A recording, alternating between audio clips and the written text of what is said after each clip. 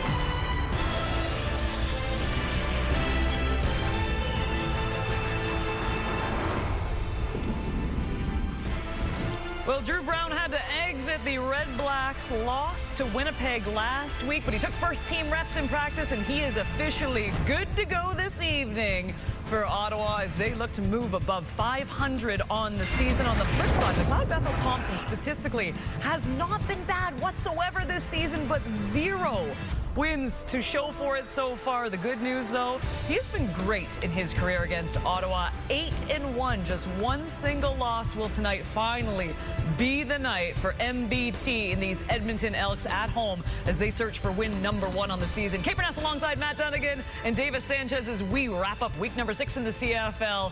And Maddie, I don't want to say this is a must-win for Edmonton, but it feels like a must-win for the Elks team. Yeah, looking at that, getting off the schneid at home, and those folks in Edmonton need that to happen.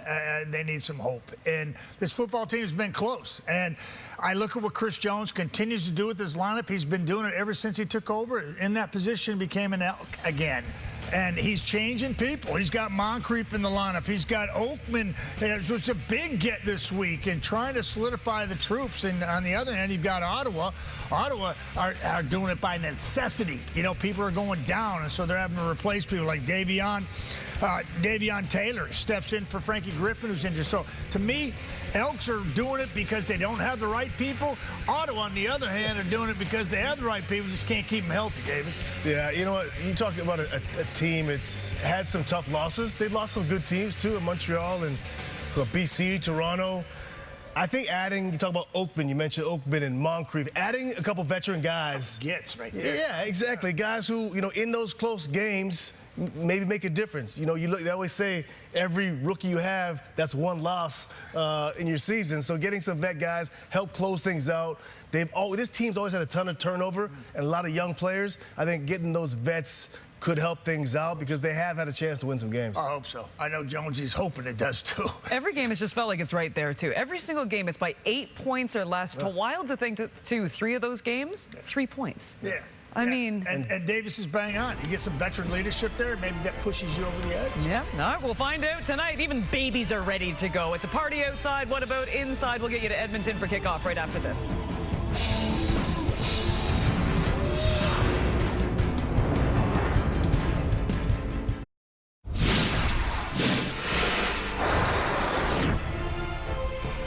The Elks continue their search for their first win of the season tonight in the CFL Week 6 finale against the RedBlacks. Despite an 0-4 start, Edmonton is a 4.5-point favorite at FanDuel. And per the FanDuel traders, 51% of the bets are on the Elks to pick up their first win of the season. So FanDuel bettors are pretty torn on which team comes out on top tonight. Takia Singh in studio getting you set for Sunday Night Football with a closer look at some key props at FanDuel. Elks quarterback McLeod Bethel Thompson failed to throw for at least 300 yards for the first time this season and a loss to BC in Week 4. Coming off a bye, Bethel Thompson will look to bounce back with his passing yards prop set at over/under 310.5 passing yards. The Elks are coming off back-to-back last-second losses, and they can't afford to fall 0-5. For the RedBlacks, running back Rock Armstead was a bright spot in last week's loss to Winnipeg. Armstead rushed for 103 yards and a touchdown. Armstead's rushing yards prop for tonight's game is over under 71.5 at FanDuel. And of course, well, it's no surprise, Armstead is among the most popular anytime touchdown picks for tonight's contest. As we take a look at the FanDuel 5 for Sunday Night Football, only Dustin Crum has been a more popular pick to find the end zone in tonight's game. You can check out the FanDuel app right now for all of the props for tonight's game, as well as an early look at the CFL Week 7 odds. Enjoy the game, everybody.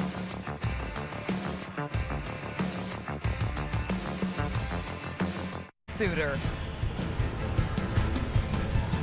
Week 6 in the CFL set to wrap here in Edmonton on a beautiful Sunday night with Commonwealth Stadium hosting the first half of a home-and-home between the Elks and RedBlacks. Ottawa rolls in after a loss in Winnipeg against the Blue Bombers. Edmonton on the other side coming off a bye week and still trying to get one of their bigger weapons going.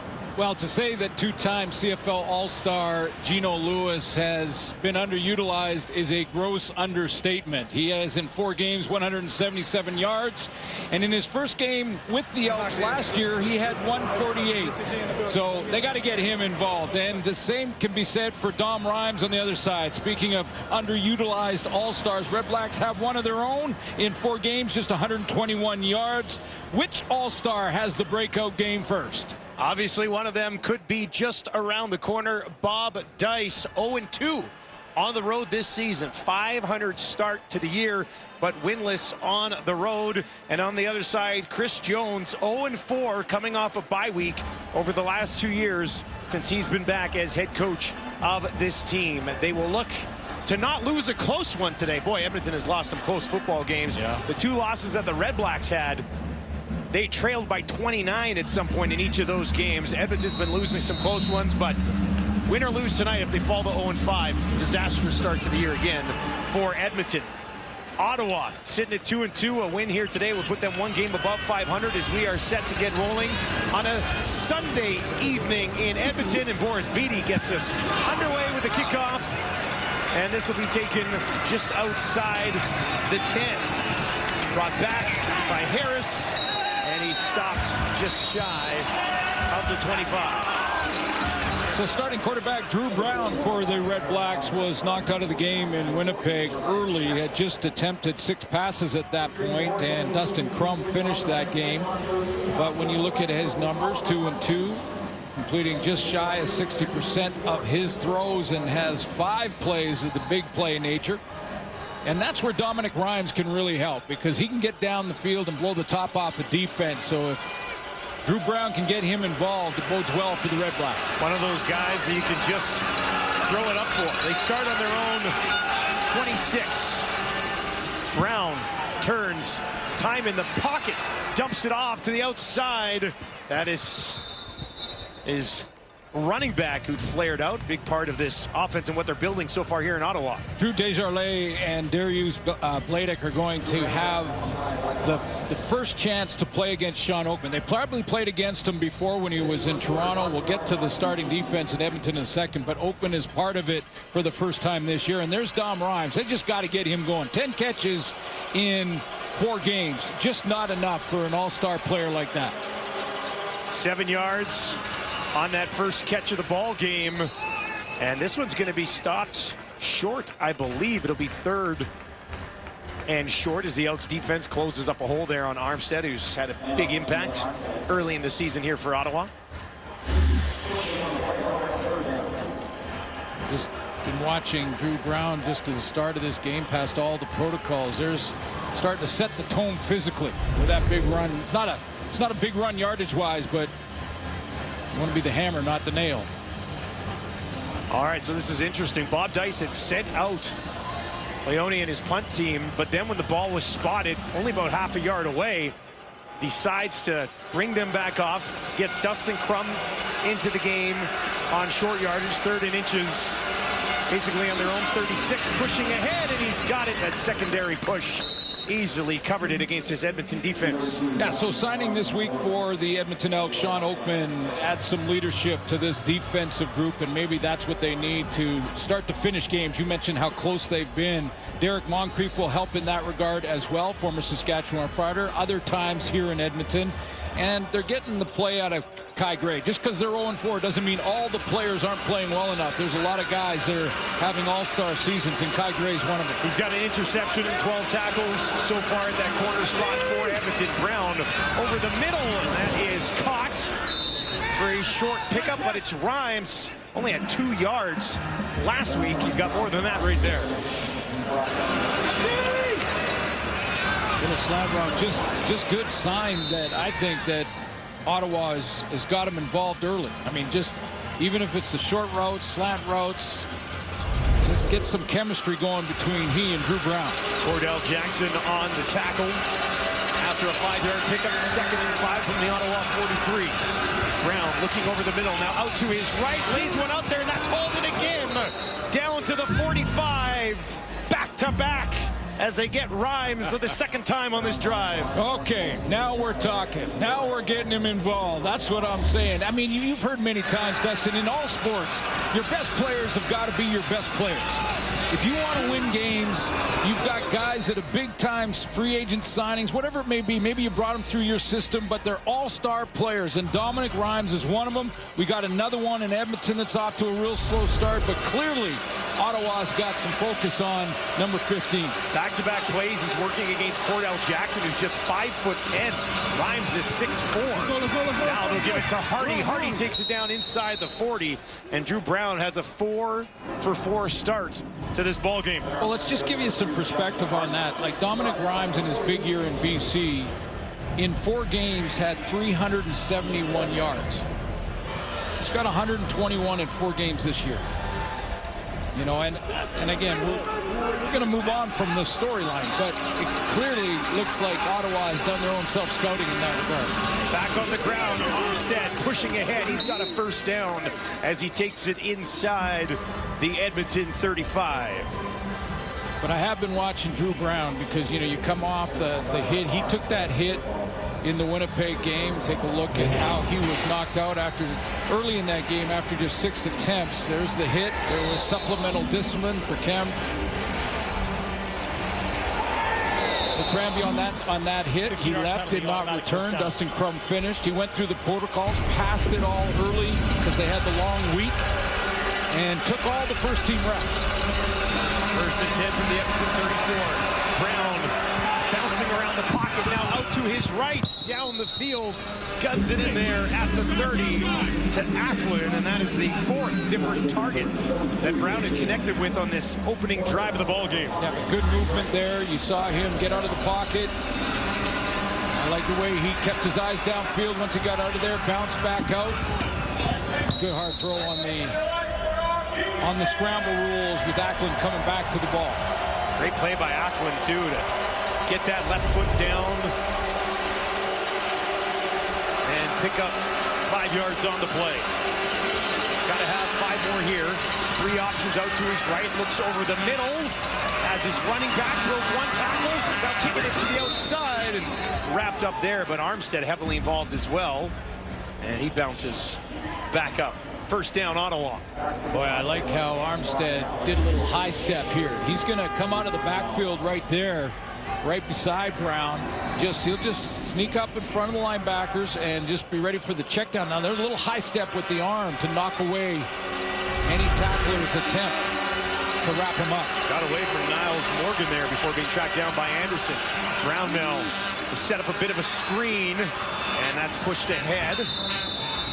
Goslin gets involved. That's his first catch, 2nd target of the season. Well, Drew Brown doesn't really have to change anything. He can get a first down without scoring here. Get a new set inside the 7-yard line. Putting themselves in good spots on 2nd down with about 5 or 6 even just through the air on first down. Absolutely. In different ways, yeah. Armstead stands in to the right of his quarterback. Got trips at the bottom of your screen. Out to his right. Looks in that direction. Throws in that direction. And that falls incomplete. Jackson against Rhymes again. And Rhymes with 6-7 inch advantage on Jackson could not work his way to that ball. 3rd and 6, and settle for a field goal. Yeah, Dom Rhymes took a second to look at the ref. He didn't really complain about it. He just took a second and looked and thought, you know, was that enough? I think it was good positioning by Cordell Jackson to be inside and underneath that throw so that Rhymes had to go through. Now there might be, see what this stoppage is.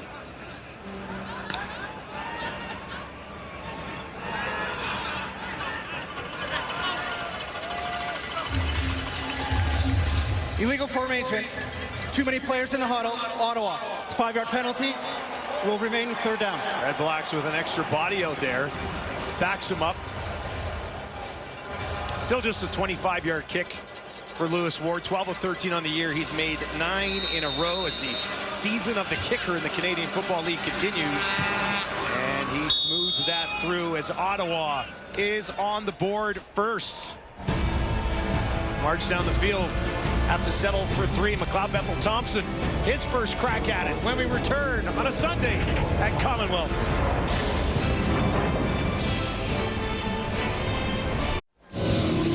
Welcome back to Edmonton. McLeod Bethel Thompson still looking for that first win as a member of the Elks. Decent numbers, but can't find the victory anywhere, including in BC. Well, the numbers are excellent, really. I mean, when you look at his pace is 5,500 yards passing. That's over 300 a game, about 306 a game. The Edmonton record is held by Michael Riley at 58-30. So that's the numbers. Wide open, far side of the field, and he misses Mayala. But the Elks can't get the win. That's been their issue, and they need some of their best players again to step up. Brett Boyko's going to go one-on-one with Lorenzo Malden. We'll watch that matchup when it happens. Dylan Mitchell's been their leading receiver, but there's a guy on in that list that they've got to get involved, just like Dom Rhymes for the RedBlacks, and that's Geno Lewis. Geno Lewis has caught just 48% of the passes thrown his direction so far this year. Still looking to try to get on the same page. 2nd and 10, some pressure coming. MBT down the near sideline looking for Mitchell. Too much on that, and it falls incomplete. Mitchell took a quick glance at the official as well, but that'll be a quick 2 and out for Edmonton. Watch him lean to the outside like he's going to run it out and then just keep it down the field, but Lamont stays right with him. Doesn't bite on that little lean to stay with him on the go route, and is in great position. So very quick, tried to get Mitchell, tried to find Mayala, and they both fall incomplete. 3rd and 10 on their own 40. And Jake Julian will come in to kick it away. He's averaging 53 yards a kick so far this season. This one will bounce at the 30. High hop picked up by Dedmon. Flag on the return. And Dedmon takes it just outside the 35. Drew Brown will get the ball back. Started this game 7 of 8 for 61 yards on the first drive for the RedBlacks, who lead 3-0.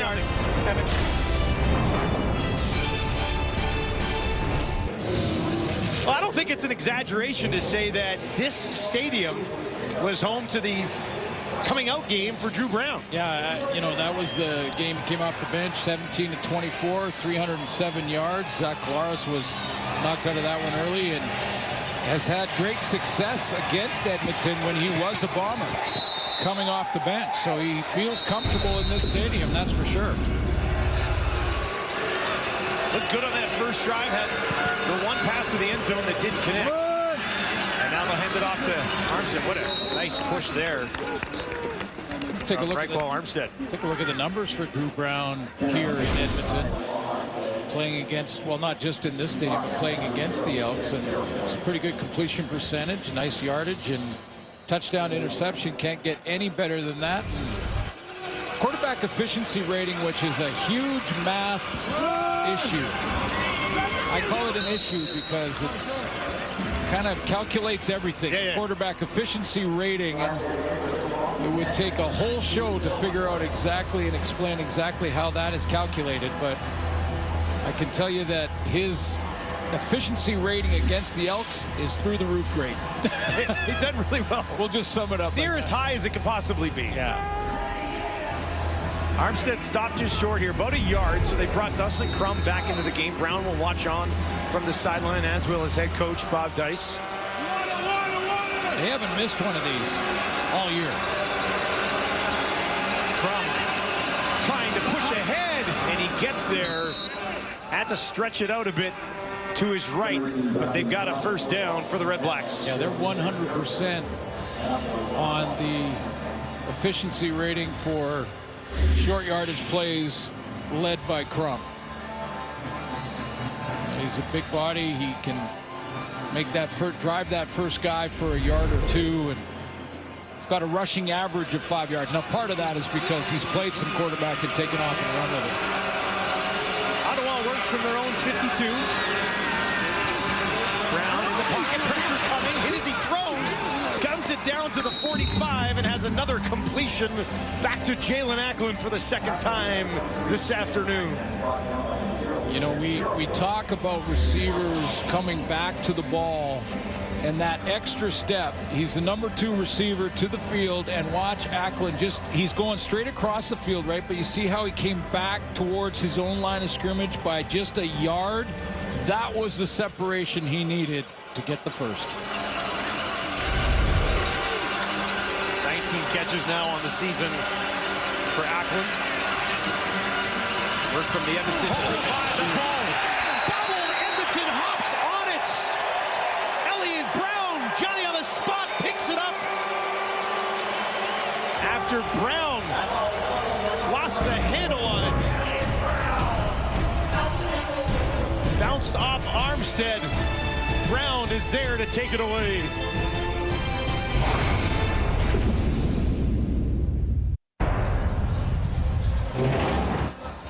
You know, it's tough to see exactly who's at fault here when you look at Rock Armstead coming across. Was he supposed to get this football? We've seen many times the RPO kind of action, or riding the side where the quarterback holds it in the stomach of the tailback and then pulls it. And somewhere in between, those two players have got to go and sort that out.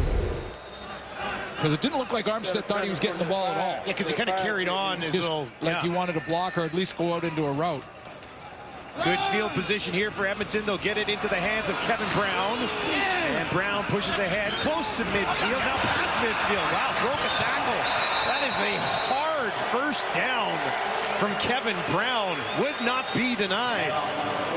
I would suggest that Kevin Brown is trying to send a message to his offensive coordinator. Give me the ball more. Give me the ball more.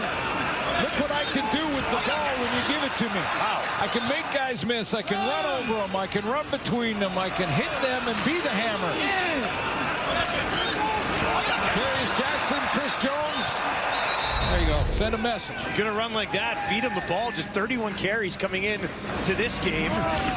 Back again, up the middle. Gets some help from his friends at the line. Busting through. And he's got another first down. He's got to be exhausted after these last 2 carries. Well, Kevin Brown hasn't seen over a 50-yard game all season. Again, this is a 1,000-yard guy. Only once has he got into double figures in carries in 4 games. He's been under 10 per game for 3 of them. So another one of the guys, another one of your best players that just hasn't seemed to get the football enough. 4 options out to the left from McLeod Bethel-Thompson. Dumps it off. Javon Leake has it with a little bit of space.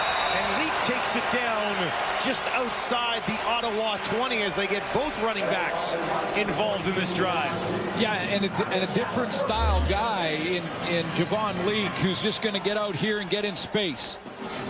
Well, we've seen Javon Leake so many times in the return game as an Argonaut, just how dangerous he was. Now you get him in space, it's like basically like a return from the offense. On the edge of the red zone is Edmonton.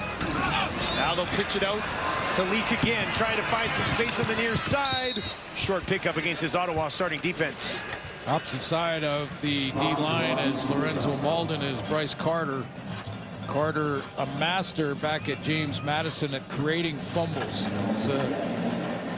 Statistically had a bunch of them. See if he can generate one tonight. One change in the linebacking core. Frankie Griffin is out. Davion Taylor, former NFL draft pick, will start there. And the only guy in the secondary with a pick is Alonzo Adai. 2nd and 8. MBT out to his left. Now he's going to take off, looking for that first down marker. Stretches the ball out, and I believe he's got it.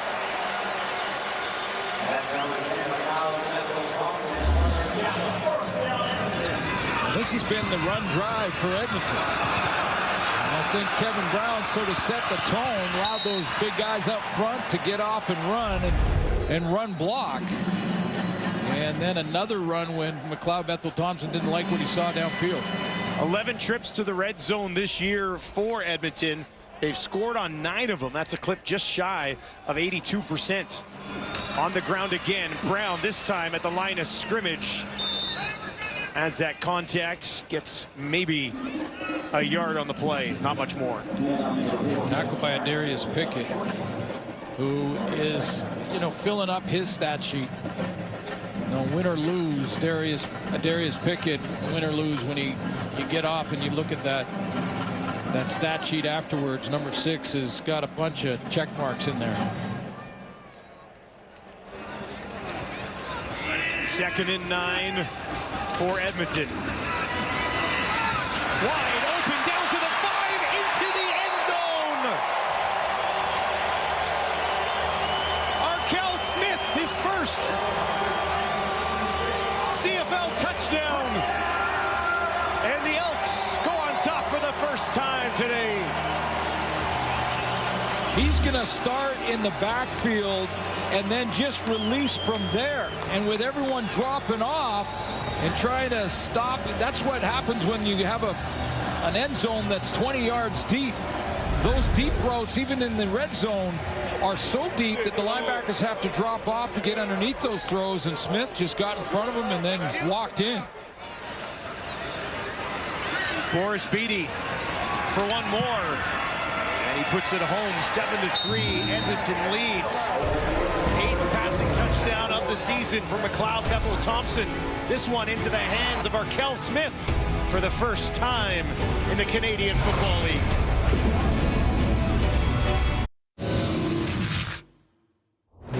Today, here we go. Hey, every play, every snap. Every time. Every snap, everything y'all got. Come on, man. I need everything y'all got. Everything, man. Let's go. No matter what happened on the day, we're going to have each other's best. Yep. So understand this. When I say you got, when I say who got me, say I got you. You got me. I got you. You got me. I got you. You got me. I got you. Well, Chris Jones and G-Roy Simon were busy during the bye week going out and getting some veteran voices on the defensive side of the ball, and Sean Oakman and Derek Moncrief. For more on that, let's send it down to Britt Dorn. And Oakman talked about being a veteran voice and why that's the toughest part about coming to a new team is trying to be that vocal leader, but getting the respect to the guys first. He said this week, I'm also focused on just getting that physical veteran presence out there and being a physical leader. When it comes to Moncrief, also a veteran in this league, the Riders decided not to re-sign him after he spent the last 2 years there, but he's been with the Elks organization before. I asked him earlier, why did you choose to come back here? He said, I've been in this system since I was a rookie, going on 8 years now. I'm familiar with it. I'm familiar with Chris Jones. He said when his agent called him, guys, it was a match made in heaven. For Edmonton's sake, that's what they hope they're getting in Moncrief and Oakman. Now on the return, Devin far side. A little bit of a burst, takes it out just shy of the 45, and he gets back in the face of Boris Beatty. With Derek Moncrief, you've got a guy who's got 250 tackles to his name in the Canadian Football League. He's got 8 sacks, 9 picks, so he's a playmaker as well as a leader. And with Oakman, you've got that physical presence. I mean, this guy is physically just a stud. He's listed at 6'9". I mean, 6'9". Let's just call it 300. You know, I mean, that's tough to handle physically. Smack dab in the middle of that defense right now. In the Ottawa 44, Brown over the middle, down the field. And that one ruled incomplete, bounced on the way in to Rhymes that time. And then you add what Brett was talking about, which is their leadership. And to me, that's been a little bit of what's missing. They have some leaders out here in Edmonton, but a little bit of what's missing. Why they've lost 3 games by a field goal. You know, is that how you finish that fourth quarter, the final 3 minutes of the game. You need that leadership to say, it's okay, we're fine. Let's get it done here. 2nd and 10 for Brown and the RedBlacks. Over the middle again, and that one falls incomplete in behind Justin Hardy, who looked a little bit confused as to where that ball ended up falling. About 5, 6, 7 feet. Yeah, that's in behind where he was. That's surprising. Surprising, because that's been one of his #1 targets to start the season in Justin Hardy. Beautiful Sunday at Commonwealth Stadium in Edmonton as we wrap week 6 in the CFL. It's the Elks at home with a 7-3 lead over Ottawa.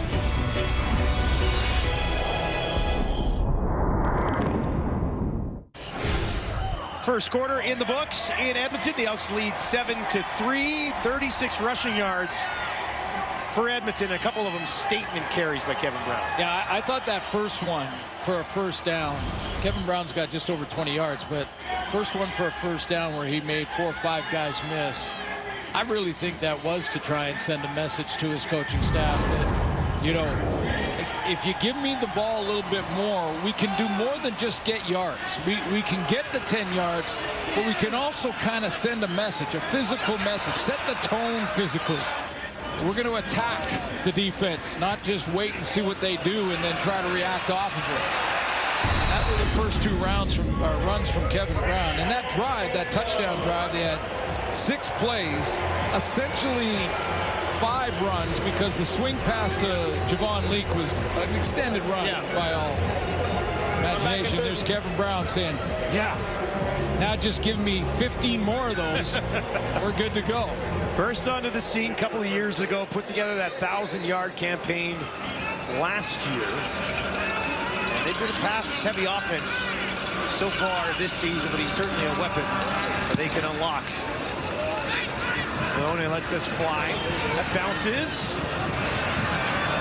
And Leak broke 1 tackle. Flag on the play as he carries it back out to the 30. There's a flag back at the 50. And then another flag dropped down by the 20. I think there's 2 separate incidents, but I could be incorrect. Yeah, I know. I would agree with you. I think there's 2 separate penalties. Look like both maybe against Edmonton here. There's a jump to the step with Javon Leak tonight too, or today.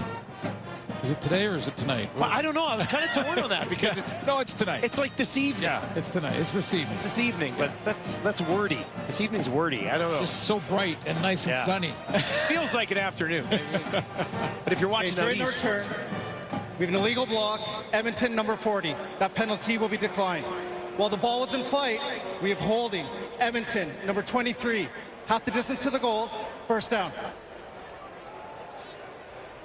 Olivier Muembi will be the penalty that they accept, and that backs them all the way up down inside the 10.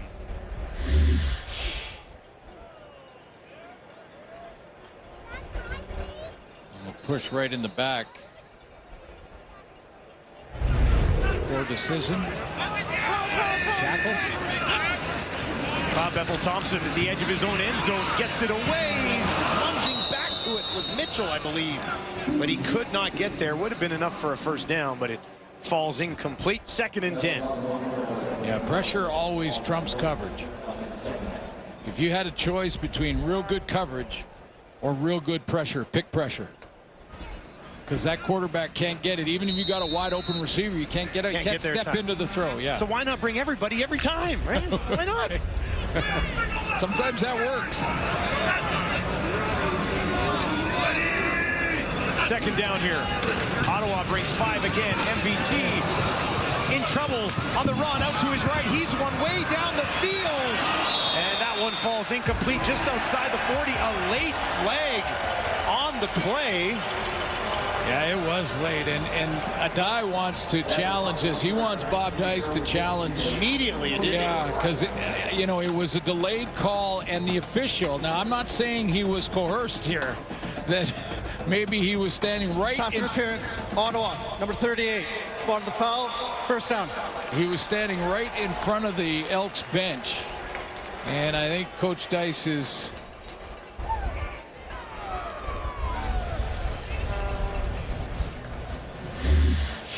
You know, this is the intended target. Hang on, just let's see on the route here. Decided to not challenge it. They snap the ball and Brown pushes it ahead. So a conversation on the far sideline there. No challenge flag ends up being thrown. I'm surprised by that. I showed you the wide receiver. It was not the wide receiver. It was the inside guy. But here's the end of it right here. Well, I would say that, first of all, that was an uncatchable throw because it was overthrown.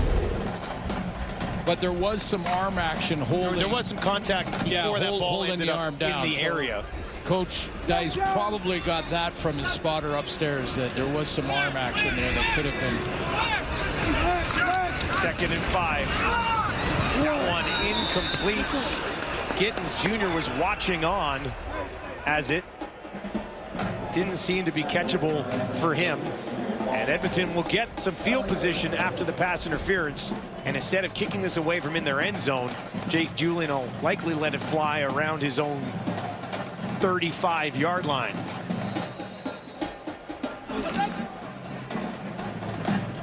Vontae Dedmon waits back at his 10. Edmonton from their own 44 with a 7-3 lead. Set to kick this away. Got it away just in time. Julian is hit on the play. The flag flies, and Edmonton's going to get this ball back. Dedmon on the return takes it just outside the 20.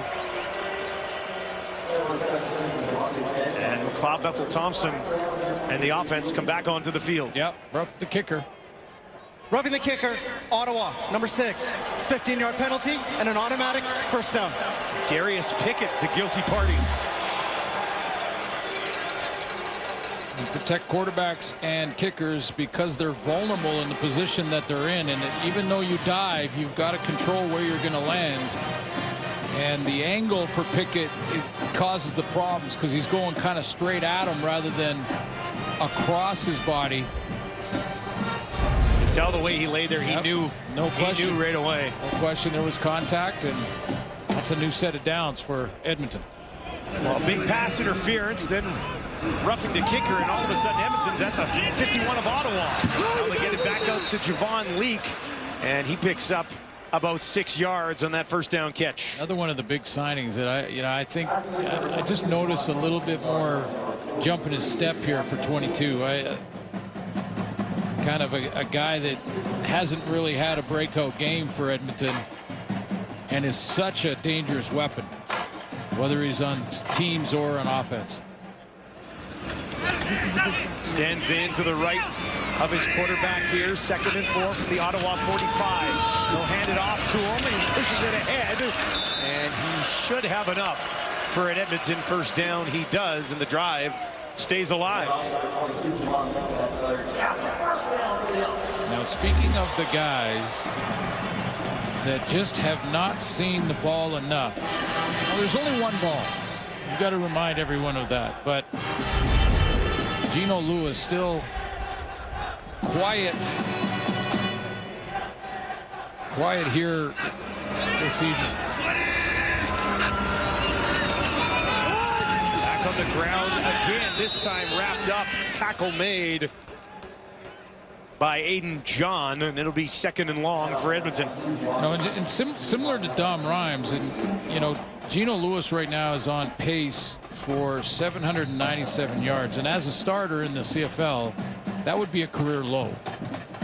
At 31, he's right in his prime and age-wise.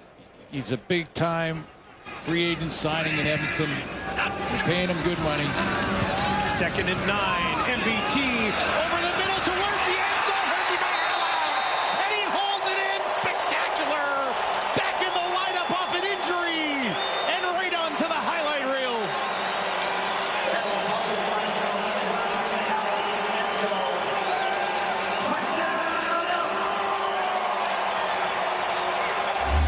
There's only one ball. Hergian gets it this time.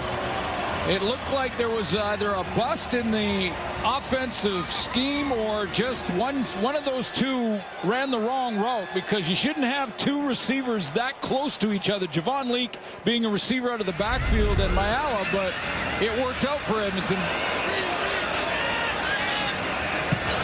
Extra point smoked home, and Edmonton's on top 14-3. McLeod Bethel-Thompson with 2 passing touchdowns here in the first half. This one, the 4th of the season to the first-year Elk. Hergian Mayala, beautiful catch.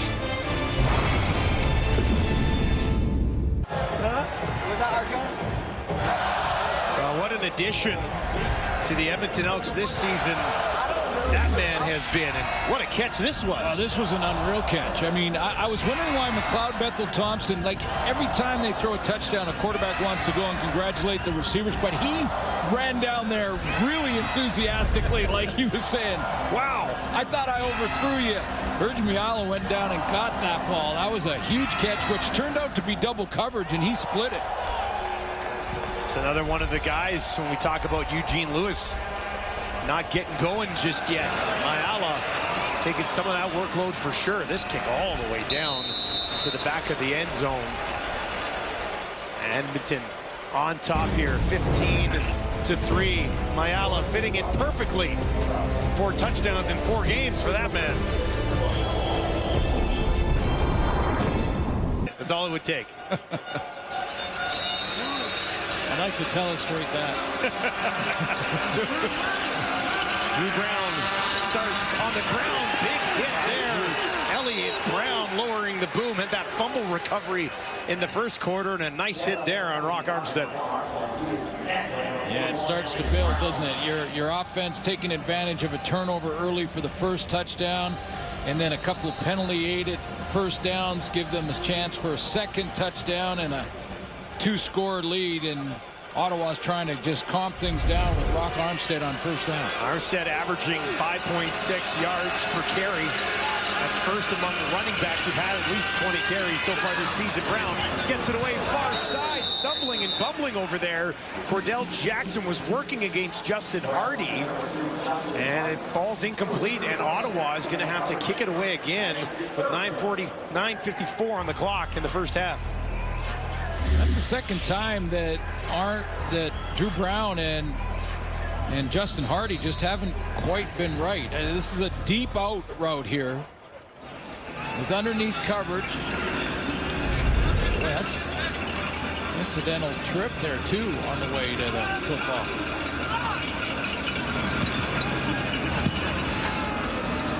And he kicks it away.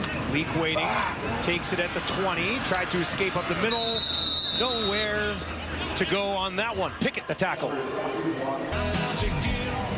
been a couple opportunities here for Bob Dice to challenge pass interference. You know, this one when Cordell Jackson goes down here, does he trip Hardy that was on his way to the ball? There was no challenge. Handoff to Brown goes nowhere. Malden among others into the backfield for a loss. The only reason I wonder is, you know, when you look at the score and that Edmonton has the momentum in this game so far, that's the type of play, you know, if you get the challenge and you win it, get an extra first down, you're now on Edmonton's side of the field.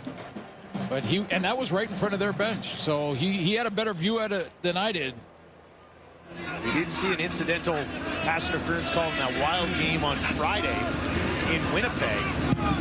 Here's Geno Lewis, first time today. Lewis pushing ahead, back to just beyond the original line of scrimmage, but Jake Julian will be called upon to kick it back to Ottawa. Yeah, this is getting crazy now with Geno Lewis, and this is the type of way you can get him the ball. I mean, that's not a quarterback having to read the defense, go through his progressions, and throw it to the open receiver. That's a play designed to throw it to number 17. Now, if you're 2nd and 15, that's difficult to convert. Flags everywhere and early movement at the line. The I point, you point thing. Dice watching on. Long discussion on this one. Of course, Edmonton, 102-yard drive. Offside, Ottawa, number 42. It's a 5-yard penalty, remains third down. 5 more yards up the field, still third and about 3. So they'll kick it away. Edmonton had that 102-yard drive for that last touchdown. That was very penalty aided. Devin waits on. Back on his own 24.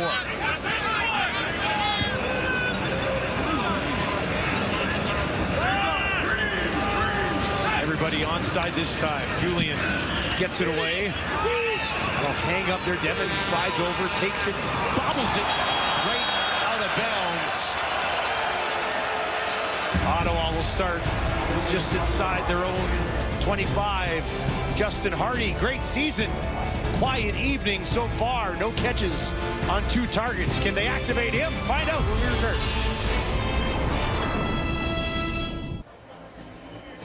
Some big-time playmakers in this game. We talked about Justin Hardy, and they're just not quite on the same page yet with Drew Brown. But you look at their numbers, and down at the bottom there, that 30-plus yards. Those are the big plays, and a couple for Mitchell already, and 3 for Hardy this season.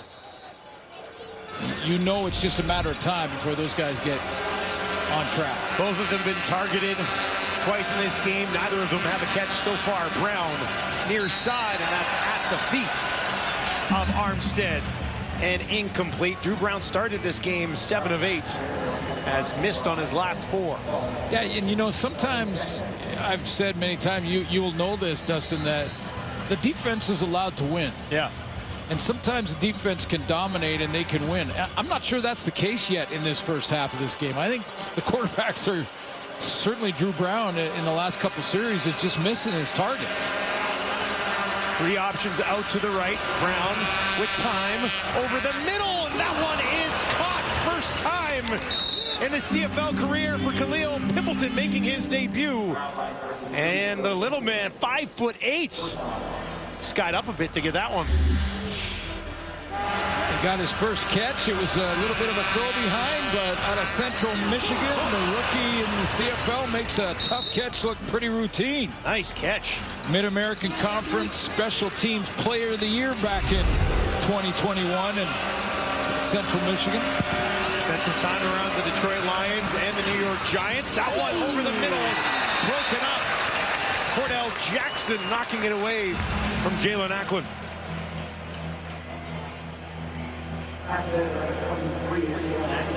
In his pro day, Khalil Pimpleton ran a 4.49. 4.49. He looks like an exciting player, right? Yeah. I watched some tape on him this morning, and he's a highlight reel. 2nd and 10 from their own 51. Brown has a completion near side. It's Mardner for the first time today, and he's got a first down for Ottawa. A big one that they needed there. It's an important drive for Ottawa for a couple reasons. Obviously, the scoreboard is the main one, but get Drew Brown in a bit of a rhythm with his receiving corps. That ball, again, slightly behind Marner, but made the catch anyway. Drew Brown over 100 yards here in the first half. Hasn't been pressured a ton. Now takes a shot deep down the field, and that one broken up, looking for Mardner. And Marcus Lewis was there to get in between him and the ball. Take a look at this matchup. It's a wide out right out there. Lewis coming up into that press, and he can make contact in 5. Doesn't have to. He's just going to bail and turn and run with them. I think he didn't draw the flag because he looked back at the ball at the same time. He put his right arm up. Put his arm up as well, right? Yeah. So 2nd and 10 for Brown. Creeping on to Edmonton's side of the field here in Commonwealth. From the Elks 48, 4-man pressure. Brown in the pocket, down the field. Big hit from Purifoy, but Justin Hardy's got it for the first down. His first catch of the game. A big one. Yeah, and in this drive, you know, you can see that the receiving core is going to try and help their quarterback. You know, sometimes their quarterback can maybe off a little bit, but the receiving core says, don't worry about that. Just throw it anywhere close, and I'll come down with it. Now on the ground, Armstead over a tackler and down inside the 25. So the accuracy not quite there yet for Drew Brown, but this drive is helping. It'll build confidence. He throws this one again a bit high. Hardy has to go up. He knows he's going to absorb a hit from the middle from Luchez Purifoy. Does that, gets up, tells his quarterback, don't worry, just get it in my area, coach. We're good. 2nd and 4. Brown again. And stops at least a yard, maybe 2 short, depending on the spot. Sean Oakman wrapping up Armstead. Rob Dice went right down to the marker to take a good look personally on this one. See how close they are.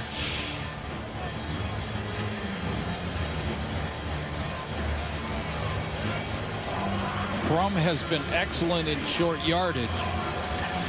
His rush average doesn't represent just his short yardage plays, though, so can't go off that.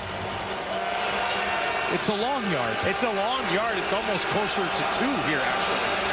Dustin Crum trying to push ahead. Flag on the play. A couple of them, both sides.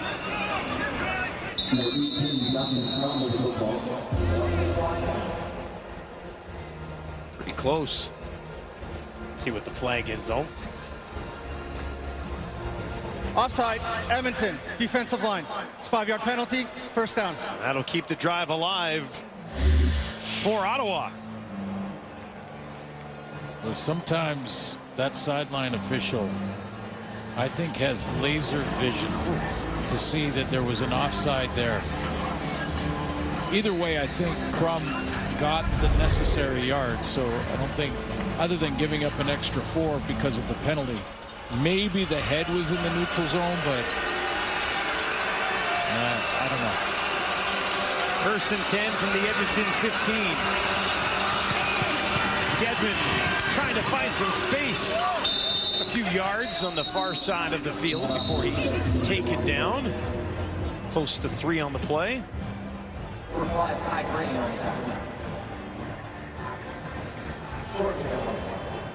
Just over 3 minutes remaining here in the 2nd quarter.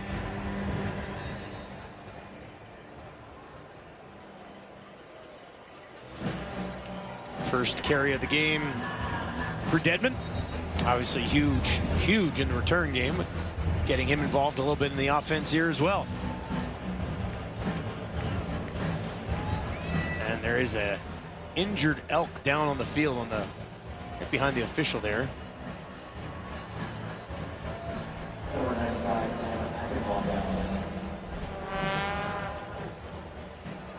Let's take a look at one of the best in the game. Yeah, again, just like Javon Leake for Edmonton, this is a guy that, you know, you kind of make your way on the teams, and then you have your coaching staff has to be careful about overworking. Yeah. Because then it takes away from the return game a little bit, but getting guys like Javon Leake or Dedmon into the offense is very important. They're big play guys.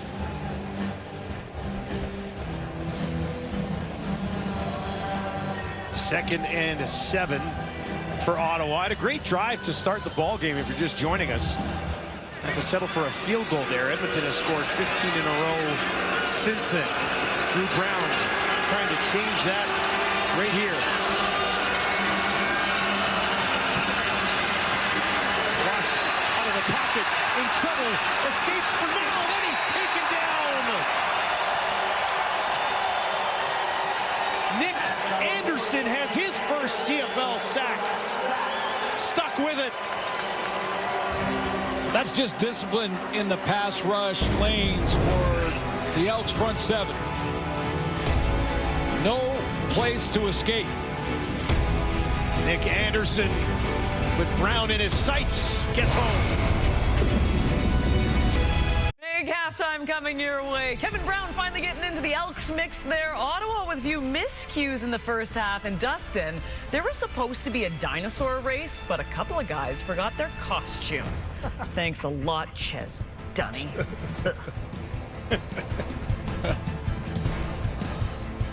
Welcome back to Edmonton. Are they saying that those guys are dinosaurs? I'm not going to comment on that one. Lewis Ward, 31 yards, knocks it home. Well, one of those dinosaurs had a pretty big game against the Edmonton, at the time, Eskimos. 30 years ago today. This was the day where our Matthew Dunnigan threw for 713 yards in one game. It is a record that still stands today, and I'll tell you what, 713 yards. And we talk about 300 as if that's a huge game, and it is. 713. And you know what he said after the game? He said, when he was interviewed, he goes, you know, I missed a couple. We could have been well over 800. Slow start. I think it was a slow start in that game for Matty. You think anybody after was just like, I don't know. I think they got to focus on running the ball a bit more. I'll tell you one thing. That's a game that you don't want to be a DB in for Edmonton and Elks. Well, it was the Eskimos back then. Elks now. 2nd and 5 for the Elks. MBT will bring Leak back in to his left. Now out into the flats. Gets it away. And that's a first down just outside the 50. Back to Mayala for his second catch of the game. The other one, a 39-yard touchdown. Just loving the production of the Canadian receivers this year. And they're just continuing to grow and develop and become stars. Justin McInnes for the BC Lions last night. Wow, what a week. 6 of the top 10 receivers coming into the week of the Canadian variety. On the ground again. A big push ahead from Leak, but the ball pops out. RedBlacks waiting for it. And a battle now for it. Oh, and that'll be a flag as well. RedBlacks defense late in the second quarter. Coming up with a big play after what looked like a nice run from Javon Leak. That's Leak's second fumble of the season. Yeah, nothing. The handoff was clean. He had the ball tucked away there, saw contact coming. That was just tackling the football. I think it was Davion Taylor who causes this fumble. Again, he's playing for Frankie Griffin. And he came into the Winnipeg game. Penalty against Edmonton, number 68. First down. He came into the game against the Bombers when it was still a one-possession game and had a penalty that, you know, was talked about afterwards, gave the Bombers a chance to kind of kill that game and win it. And he's talked all week about wanting to not be defined by that play, and there's the penalty from Foucault, but Davion Taylor causes that fumble on Leak. So Ottawa gets this ball back, and the drive will start on the Edmonton 53. Brown dumps it over the top. Armstead's got it. And he'll pick up about 3, maybe 4 yards on that first down catch.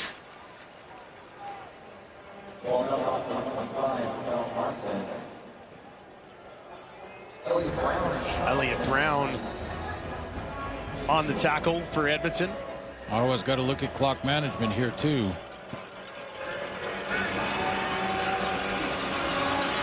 Got time for a major. Trailing by 9. They face a 2nd and 7. Just a 3-man front from Edmonton. Tight window. Got it in there. First down and more. As it's back to Acklin. And that puts Ottawa in a pretty comfortable spot here with 67 seconds on the clock. That's right. 67 seconds, which is time, as I mentioned, if they manage it correctly. That third receiver inside there, Acklin, number 23, just sits down, and then a little extra work after the catch. But see Drew Brown calling the play at the line of scrimmage now because he's He's got a chance to score major here before the half. Take some momentum. From the Elks 32. Brown down the field again, drops it in just outside the 5. Pimpleton's second catch of the game. And the RedBlacks are knocking on the door, wasting no time on this drive here. Yeah, that's another tough catch that Pimpleton just goes down and gets. I mean, that's protecting the football off the turf. Can't use the turf to support the ball as you're catching it. He just does a nice job. That's back-to-back 2 good catches from him. Ottawa has had to settle for a couple of field goals so far. First and goal here from the 6. Looking to the corner, heaving it up. Broken up. Jackson and Rhymes going at it again.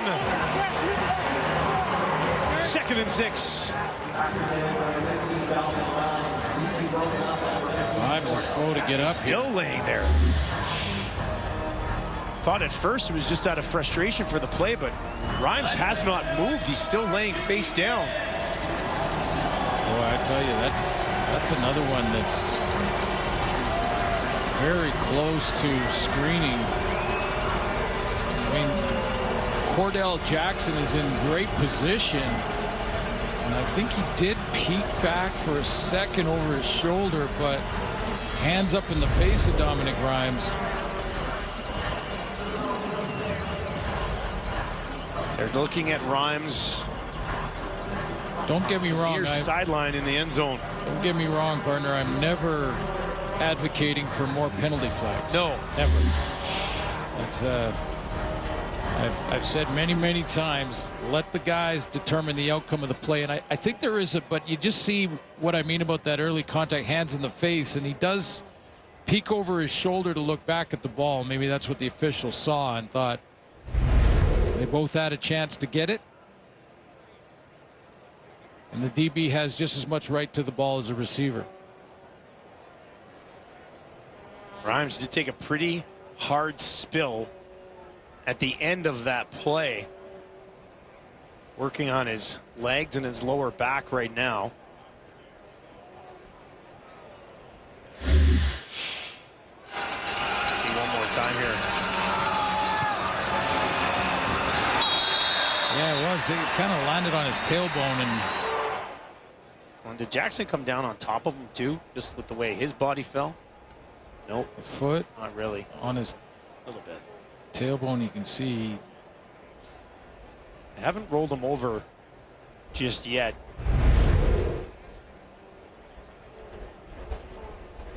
Arm moving there. Try to roll him over. Being extra cautious, obviously, here with Dominic Rhymes. Fellow veteran receiver Gino Lewis down there checking in on him. Dice has his challenge flag out. Extra time to look at this here.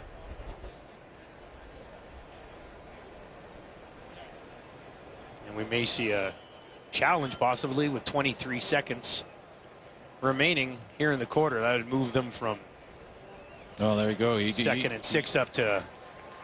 He just did challenge and first down at the 1. So he will challenge that. Meanwhile, this is good news, although the look on his face isn't. At least he's sitting up. Yeah, sitting up, moving the arms. Ottawa's challenging the previous play for pass interference. The play will be reviewed. They talked earlier about them having maybe a couple of other plays that they could have thrown the flag on. Dice considered it at least on one of them. And now Rhymes is up and slowly walking off the field. Does decide to throw the flag here on this play. Yeah, I wondered about the hands to the face, and the contact was a little early. Contact on the left arm probably a little early here, right? Let's see. Right there on that arm. See, that to me is screening. Unless you've looked back, so you're almost, your hands are in the face area, but you're looking back to the ball to try and make the catch. So we'll see what the command center says about that one. Command center getting a few looks at it right now. we've seen less in the past actually called defensive pass interference. Yeah, right? again, not advocating for more penalties, but that's what the command center is there for, and that's what the challenges are there for the coaches. It's not walking off great, but he is walking off. All right, quick look at it for the command center. Let's get the official ruling.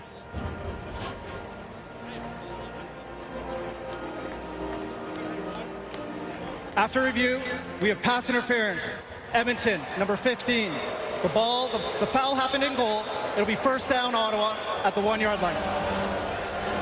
Round of boos from the crowd here at Commonwealth, but correct call, I think, on the challenge. I think so. I mean, there was a little glance back by Jackson, but it looked like early contact and hands to the face, screening Dominic Grimes. Time for a Dustin Crum. Crum pushing right up the middle, looking for the end zone. Got it. Touchdown, Ottawa.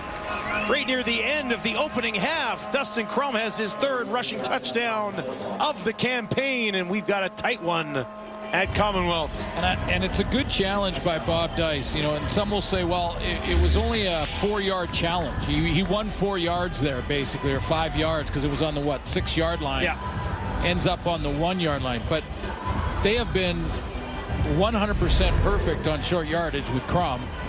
Puts it on the 1 yard line, and very important chance with the time running out in the half to score the major. I think pretty much an automatic touchdown. Yeah, I think it's a great challenge. Yeah.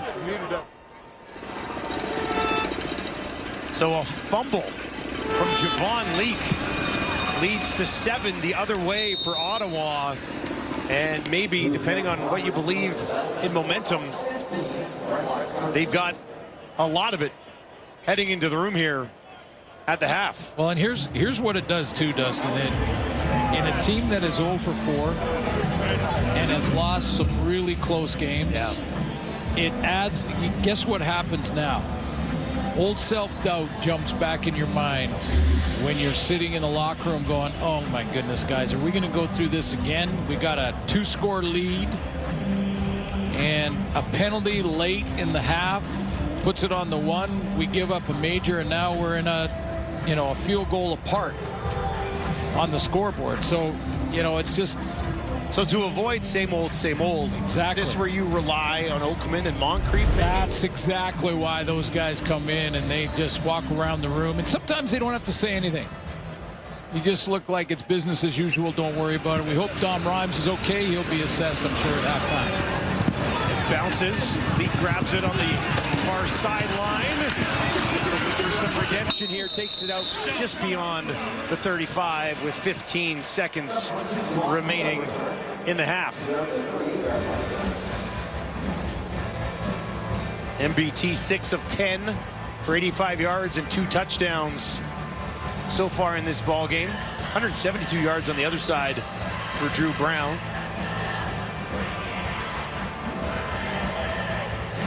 And Edmonton will just step up,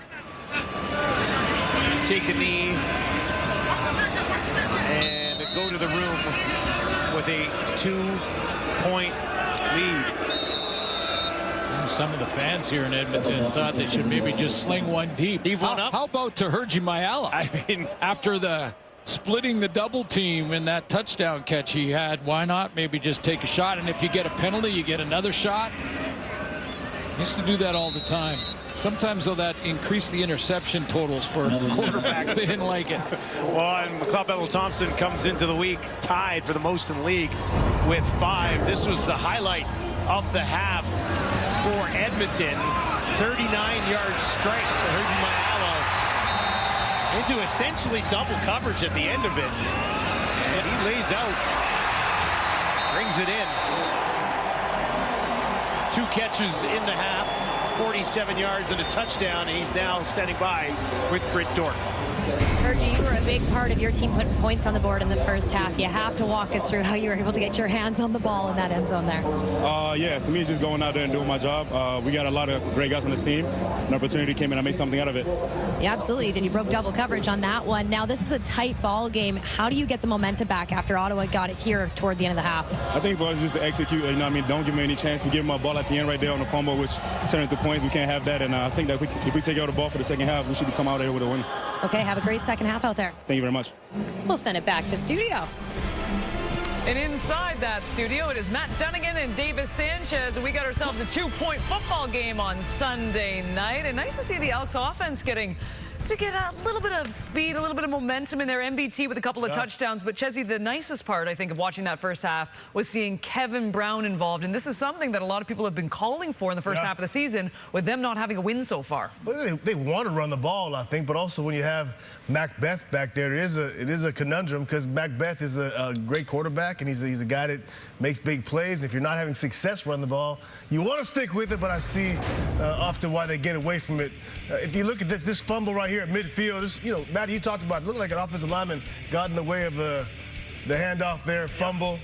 And then Kevin Brown, the physical runs. And they talked about in the broadcast, he wants to get the ball. He shows runs like this. He's going to get more touches. And you saw physical runs that turned into after this is the play action pass down the field for Smith. For not even play action, just a pure drop back to Smith for the touchdown to give the Elks the lead. Also, you saw Macbeth later on, and he's only got, 85 yards passing, but you saw the deep shot to Hergy. That was a dime. You know, not a ton of offense, 140 yards total offense, but they have 15 points. They had the lead. You know, that's the offense that they need, a little balance. Whether it's been big or not, they have some balance. Yeah, Dave, I love the fact that you got to incorporate Kevin Brown in that offense because he's too talented. Yeah, he's very special. But I think Ottawa was their own worst enemy at a period of time there in that first half, and it was one mistake after another, and then points were put on the board because of it, and then they finally got their momentum. But here, that was good defensive play. Davis, you had that in your highlight pack there, and I think it caused that fumble. And then Drew Brown, 2 throws in a row, just missed his targets. We heard Suits talk about it in the telecast, and he's not helping guys out here. He's just missing throws, and momentum goes the other way. And then, you know, this right here, defensive pass interference, it continues to aid to Edmonton's success in the first half and not having the football. And then what happens on the next 2 plays later? Brutal. You get a roughing the kicker call, and they put points on the board and on that drive. And to me, Ottawa, if you get out of the way of yourselves, you know, you possibly have a lead in this football game. And at the end of the day, they got it together with a little help from the Edmonton Elks defense, and they put it in the end zone to make it respectable here in the first half. That was a good challenge at the end, too. Yeah. Obviously, getting that PI at the end and then ending up with the touchdown, obviously significant. Might not be an exciting first half, but I'll tell you what, we all know this. It's intense in those 2 locker rooms, 2 teams that really need a win. So this will be an intense second half, no doubt about that. I like the presence of Oakman already and Moncrief on that defense for the Elks, you know, flying around, make it happen. I think they're playing a little more hop in their step because a couple of veterans in the locker room cracking that whip. How about Oakman giving the pregame speech, too? He's all over the place in his first game as an Elk. All right, 2-point football game. We got all the highlights from week number 6 coming up.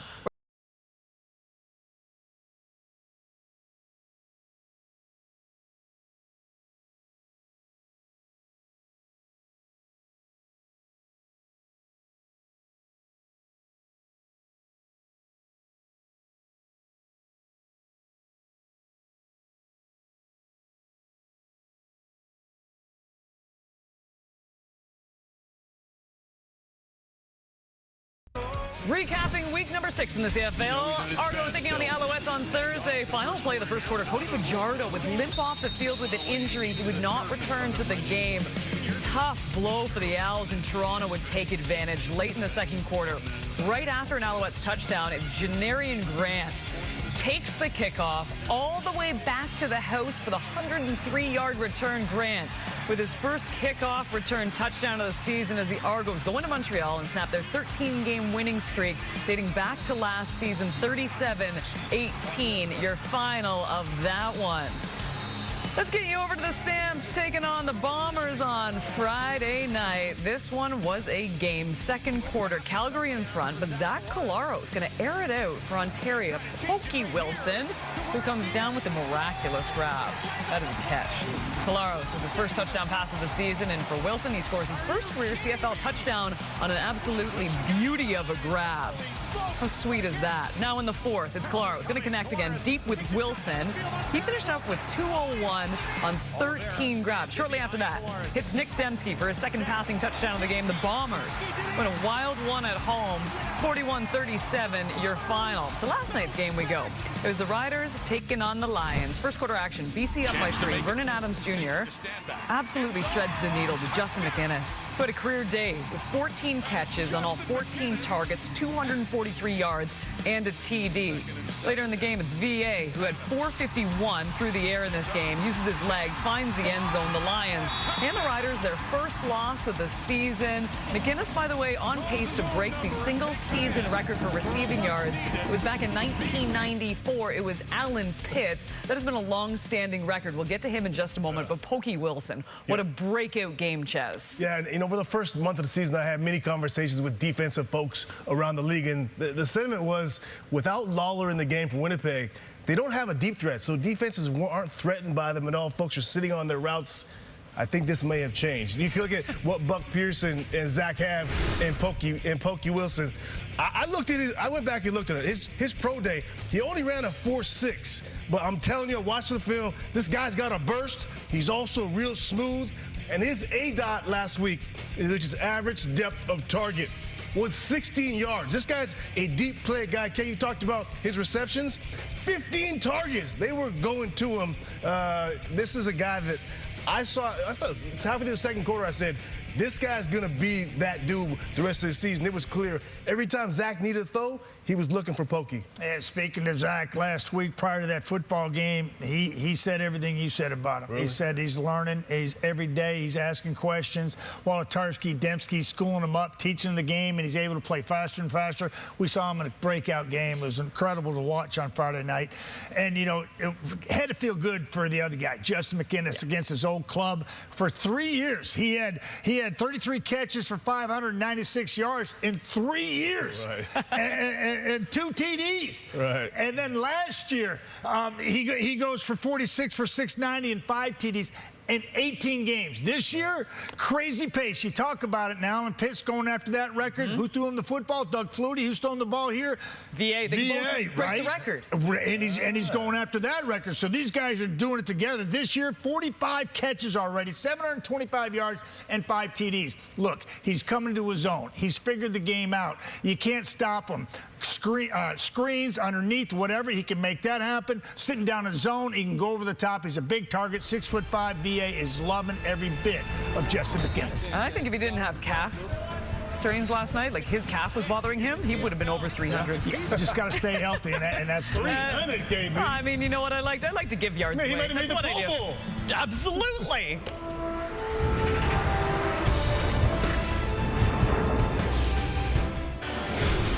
Oh, welcome back to Edmonton, where the Elks lead 15-13. Drew Brown, 172 yards on 13 of 20 in the first half is with Brittdorf. Drew, you put some much-needed points on the board right before the half there. So how do you keep that in the second half? Yeah, we got to just continue to execute.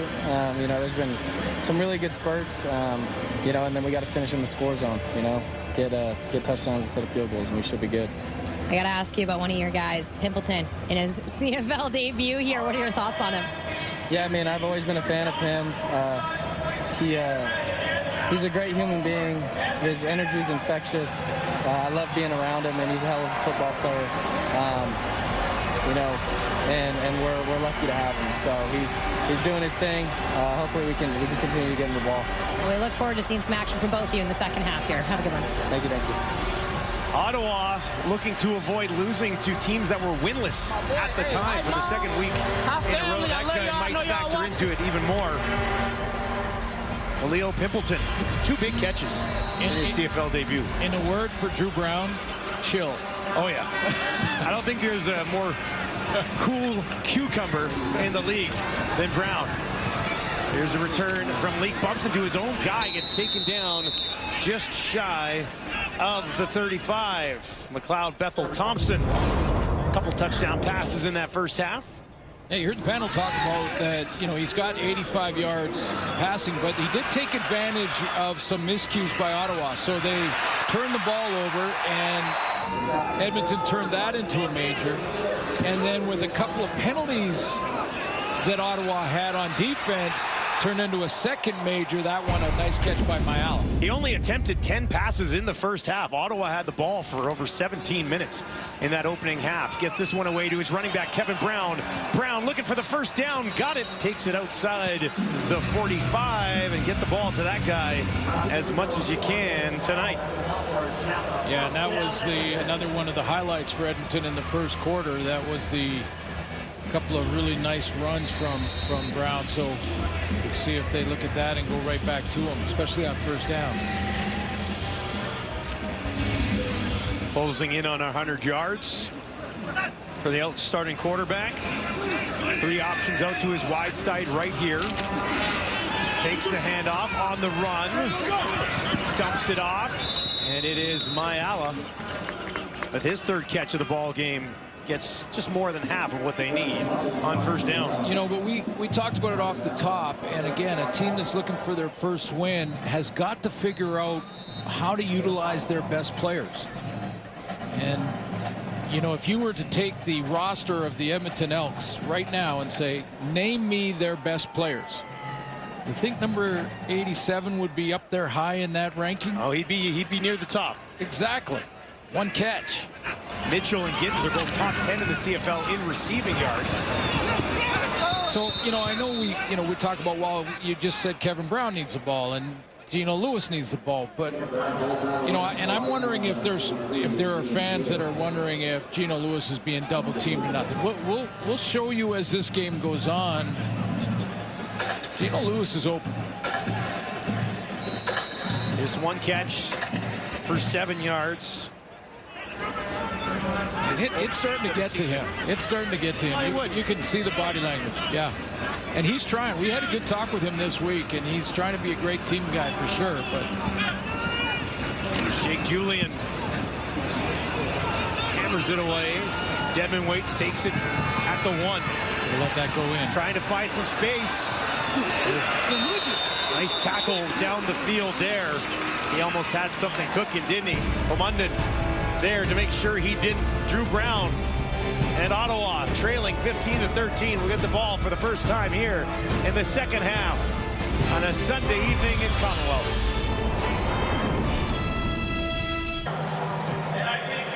I think Bob Dice might be talking to Dedmon saying, if you catch the ball on a punt and you're standing on your own goal line or inside your 5, maybe let that one go in at this point of the game. Now, it might not hurt them, but every little thing matters, and when you add them up, that's how you can add up those stacked good decisions that turn into wins. See what happens here. If they go 2 and out, Edmonton gets the ball in good field position. Drive starts at their own 12. That one incomplete, looking to go back to Pimpleton. And he could not hang on that time. That was the danger zone. That was linebacker.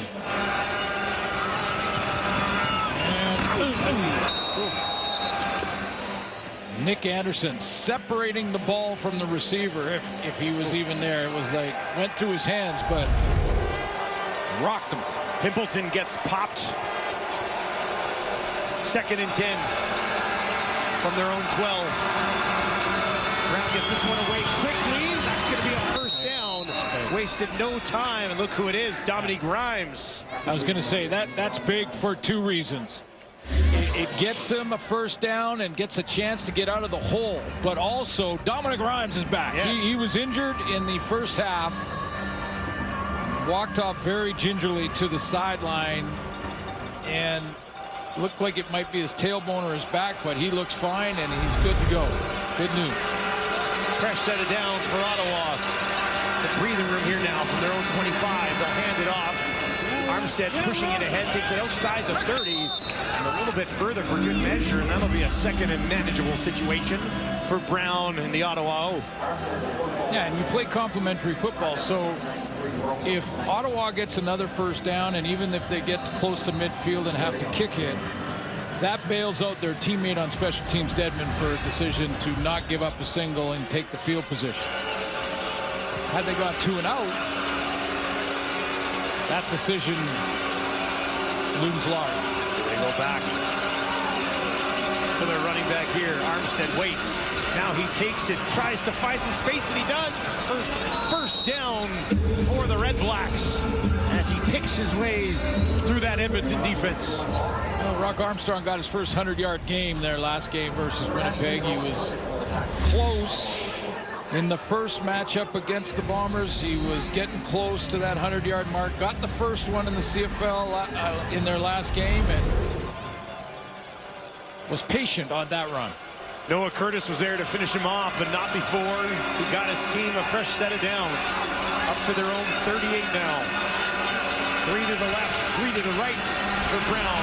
Looks down the far side of the field, turning around. Oh, baby! Pimpleton holds it in. Flag on the play. And is that an offensive pass interference? Well, it's down by the 2 that were engaged in the play, and I believe it was Kai Gray and Pimpleton. And is it coming back? He's outside at the wideout spot. Kai Gray, I mentioned off the top of the show, great position, looking back at the ball. Did he get a offensive push? pass interference? Ottawa, number 83. It's a 10-yard penalty. Will repeat first down. So he gave a little push on Kai Gray's back to get that separation to go get the ball. He knew it right away when he got it and saw the flag. You can see by his body language and just shaking his head. There's the push. Oh, yeah. He realized it right away. First down. Oh, yeah, okay. Nice catch. Yeah, it really was. That's 3 now. Brown over the middle, wide open. Back to the original line of scrimmage into the hands of Justin Hardy for his second catch of the game. Another guy who took a hit in their last game, and I asked Coach Dice this week, I said, is Justin Hardy okay? Because that didn't look good. He's slow to get back to the huddle on that last one. He said, no, he's fine. He was practicing all week. These two teams will go at it again on Friday in the nation's capital. Brown down the field, that one broken up just outside the 50. Cordell Jackson makes the play against Jalen Ackland. Yeah, clearly in the Ottawa game plan is to try and put, it doesn't really matter the receiver, it doesn't seem to matter, but to go after that matchup with Cordell Jackson. He's been involved in a ton of these throws, and in fact, Ackland got up here thinking he was interfered with. He went and signaled to his coach, go ahead and throw the flag there, but no challenge. This kick spirals in, taken in the chest of Leak just outside the 20. Picks his way for a return of about 10 yards. Gino Lewis, is it time to get him going? Just one catch for 7 yards for Big 87.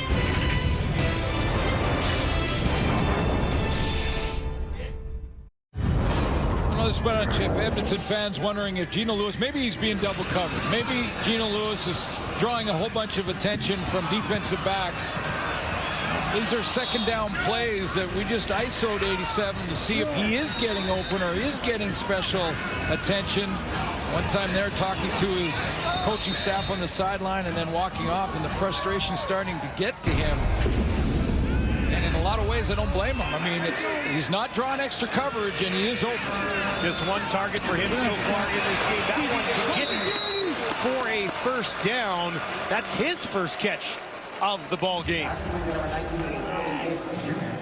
Well, and you know, when we talked to Gino about it, he actually mentioned the chemistry that McLeod Bethel Thompson and Curly Giddens has.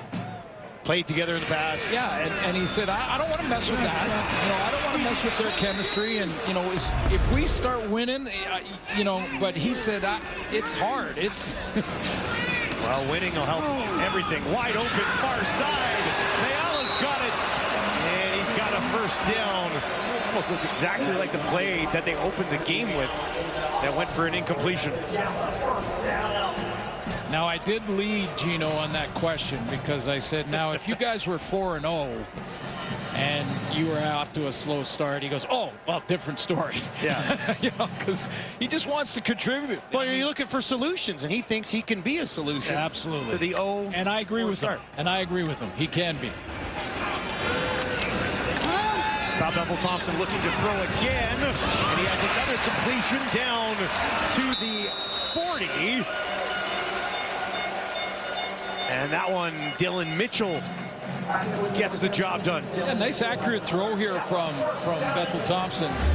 Because he had a little pressure, a little play action here, and late pressure coming. He has to get up and sort of jump throws that. I don't think that's a word, but he just lets it go, and the accuracy's there. Stringing together some completions here, and now down to the Ottawa 40. Stays in the pocket, in a little bit of trouble. Flag on the play. 2 flags coming out in different spots on the field. Pickett eventually there to finish it off.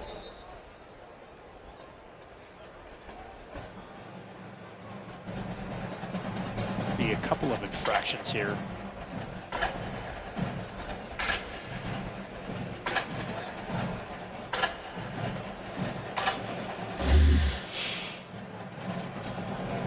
Pickett is coming off the edge up top. There's a hold there on his head, which Just is full blown. Seen a lot of different holding calls. Like one of those polite holds on the head. And it's sort of like, I'm going to guide you right with on your the head. skull here. Not sure what the second flag is. Well, the second flag came out on the near sideline here. Illegal contact, Ottawa, number 9. Unnecessary roughness, Edmonton, number 86. We will repeat first down. All right, so they will repeat first down, and they're walking it back 5.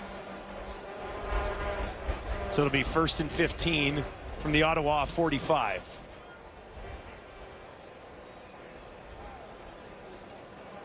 Bob Dice watching on as his defense tries to go to work here midway through the third quarter of a 2-point ball game. 3 options to the right for Bob Bethel-Thompson. Little draw to Kevin Brown. Brown back just shy of the original line of scrimmage, sets up about a 2nd and 10. Good open field tackle there. I think that was Santos Knox. Help from the safety, Alonzo Adai, but just kind of facing up the running back. He's hitting the hole. That's a tough guy to bring down. We saw those in those first two runs he had, and this open field tackle there. From about here, you'd be looking at a 47-yarder for Boris Beatty. MBT with different thoughts. Over the middle, has a completion down to the 35. Back to Gittins again, but that'll set up a field goal attempt for Edmonton as they try to push the lead to 5. I'll tell you what, Gino Lewis, watch this. This is a 2nd down play, and okay, you say, well, he's covered there, and his reaction is, oh man, like, because he's a guy that even if he is covered, give him 5 or 6 shots a game. Yeah, one-on-one, is he really covered? Yeah, right? No, most of the time not. Of course, receivers always think that, so we got to take that here. Boris Beatty from 42, and he increases the lead by 3. Edmonton on top, 18-13, looking for their first win of the season. Edmonton Elks just 2-26 at home in their last 28. One of those 2 wins against Ottawa, who they faced here in the first half of a home and home. Brown steps back, now heaves it down the field, and that one Yeah, he felt like he got pulled down. I'll go show you the impact right here, number 91, Sean Oakman brings to the table. A little push, he got back in the backfield and maybe rushed the throw a little bit. And at the other end, Dom Rhymes, I think, believed that he was. Well, that was push and shove. Yeah, both ways. Him and Jackson meeting again. 4-man pressure now, 5. Brown gets it away, wide open on the far side. Pimpleton, he's got some room to roll. He'll take it down to the 40. How about this burst for Pimpleton? He's going to go to the 10, and he's gone. A house call in his CFL debut. Khalil Pimpleton explodes to the end zone. Take a bow, 83. Wow. There was a little example of some flat-out top-end speed. Woo! I'm sweating watching him take off. Crossing route, turns the corner, and then kicks it into high gear, and look at him go.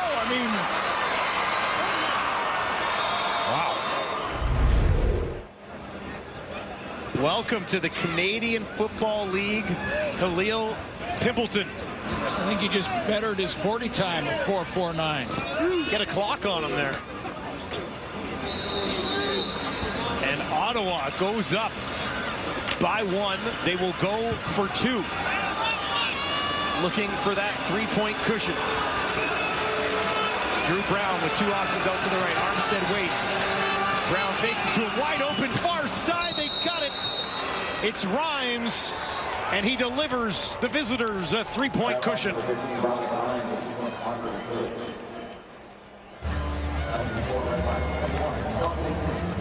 You take the time, you listen to guys like Drew Brown talk about that, Pimpleton's such a good person and studying, and you heard the guys at halftime talk about receivers like Wilson and Winnipeg that are taking the time to learn from the veterans, and Pimpleton's making a debut here, having himself a game, but showed a great example of the tremendous speed on this one. That was just outrunning angles. You set an angle as a defensive back from the backside, you should cut off a receiver right around the 10, 5-yard line. He outran all those angles. 3 catches for 124 yards in his debut. Coming in chunks, 28 yards, 26 yards, and then 70 to the house. And now Edmonton trails. Last time they trailed this game 3-0. On the return, he's trying to spin away, eventually going down is Javon Leake, but decent field position nonetheless. Yes. Show you the angles I'm talking about. Pimpleton's going to come from this side on the crossing route on that touchdown. And as he goes here, he's on the crosser. Go ahead and run it, guys. Drew Brown's going to hit him. And let me show you the angles. Okay, now it's the defender's turn. Okay, stop it here. The angles are here. You cut him off here, you cut him off here, you got a chance to get him. He outran those angles. Bale on the far side. Great tackle over there by the safety. And a short pickup of about 3 on first down. Can't coach speed. You either have it or you don't. He has it, confirmed. Confirmed. Another exciting receiver bursting onto the scene here in the Canadian Football League. Mentioned earlier, spent some time around Detroit Wilson, and the Giants. MBT over the middle. Gino Lewis has it down to the 50, trying to stay on his feet, and eventually 3 RedBlacks will take him down. But his biggest play of the ball game goes for a first down as Edmonton looks for a response. Well, there you go. He's got that little slant route. Laying off. Strong hands. 3 guys bring him down. DeAndre Lamont was hanging on for dear life there, waiting for help. And eventually it came. 1st and 10 from the Ottawa 50. Handing it off to Brown, trying to get away. He will not. Taken down. Pickett came in to help out after Webb initially managed to wrap him up 2nd and long for Edmonton. Webb wants to make a play after that illegal contact he got back in the last series.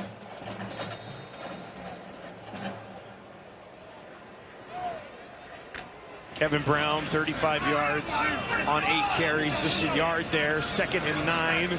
Passing situation for McLeod. Bethel Thompson. Brown will clear out empty backfield. RedBlacks bring 5. MBT hangs in there, has a completion to Brown. Pops out. They'll say incomplete after the contact, and that'll be 3rd and 9. He would have had a lot of work to do there to pick up the first down with where he caught that football. Yeah, I think Santos Knots was closing quickly. Just see if he has possession. That was very close. You know, that was a hit by Damon Webb, and it was close because it looked like he had it in both hands, but that was in slow motion, so it distorts the judgment call. Officials called it right away and called it incomplete.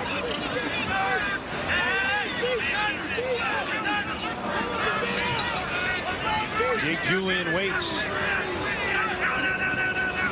and kicks it from his own 50, trying to drop one in here, and that will fly out of bounds inside the 10, I believe. Still walking. There you go. At the 10. Ottawa RedBlacks fans watching out east, got to be excited. Might have a future CFL superstar in your hands.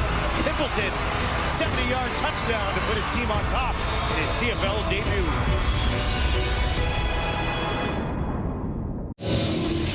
Are you kidding me? The end zone is on the play. Wilson! Are you kidding me? Making the stand back. End zone touchdown as Justin McInnes adds to his impressive total so far this young season. Suits, all I can say, it's been one of those weekends in the Canadian Football League. How about these guys? Man. I like 13 for 201 for the youngster in Wilson, and Justin McInnes just having a year. I mean, he was targeted last night 14 times, caught all 14 for 243 yards. You heard the panel talk about it at halftime. We might have found another one here at Pimpleton. Well, I don't know if he'll get to 200, but with that 76 speed, away. you never know. He's 76 away. Can you imagine that? 2 in 1 week. Good enough by Gray on the tackle on the near side against Hardy. And they got about 6. Well, we had a great game last night in BC, and I know you guys did. I mean, watching that game out in Winnipeg and Calgary, wow. That had everything. Outstanding football game. That was one. I don't smoke, but I needed a cigarette after that game. Sure, it would have been gross. Yeah, don't start that. 2nd and 4 for Ottawa. From their own 15, 3-point cushion. Looking to go to 3 and 2 on the year. And that is completed to the 20. Just enough for a first down back to Hardy. Once again from Drew Brown, who's closing in on a 300-yard game. That's the two choices. He has Rock Armstead outside and Justin Hardy inside. Push to the flat right there, and depending on what the linebackers do in reaction, you got right at the marker. A throw right to the marker. Morgan makes the tackle, but not until the first down is gained. Time ticking down here in the 3rd quarter. Brown will get him out to his right. Pressure coming from Elliott Brown. Intercepted just inside the 30. On the far side of the field. Cordell Jackson went and got it, and Edmonton's defense takes it away. Elliott Brown is going to force a throw that Drew Brown wants back. He gets the pressure. Remember, pressure over coverage. Watch number 41 off the edge, off the top. He's going to get the pressure on Drew Brown. He forces him wide. Watch him step up.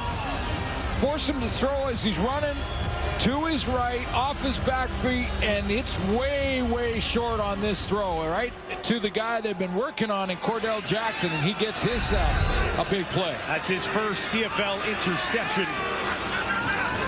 Bob Bethel Thompson with the ball that's caught, dropped, and now they'll say it was incomplete. Went to his fullback, Tanner Green. Davion Taylor with another play, and this is a guy that was a third-round draft pick for Philadelphia Eagles in the NFL, and he got kind of thrown in the fire when Frankie Griffin got hurt. But here's another look at the interception. Big play by 15, and he joins the group. The secondary with a pick. NBT looking to the end zone. This is the intended target, Curly Gittens Jr. And that will bring up third down, as Edmonton cannot take advantage of the Cordell Jackson interception.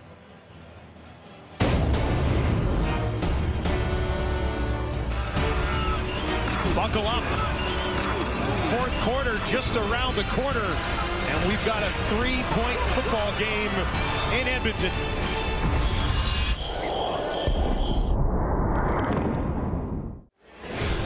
Welcome back to Commonwealth, where the Ottawa RedBlacks on the road 0-2 so far this year away from home, leading Edmonton 21-18 as we enter the fourth quarter.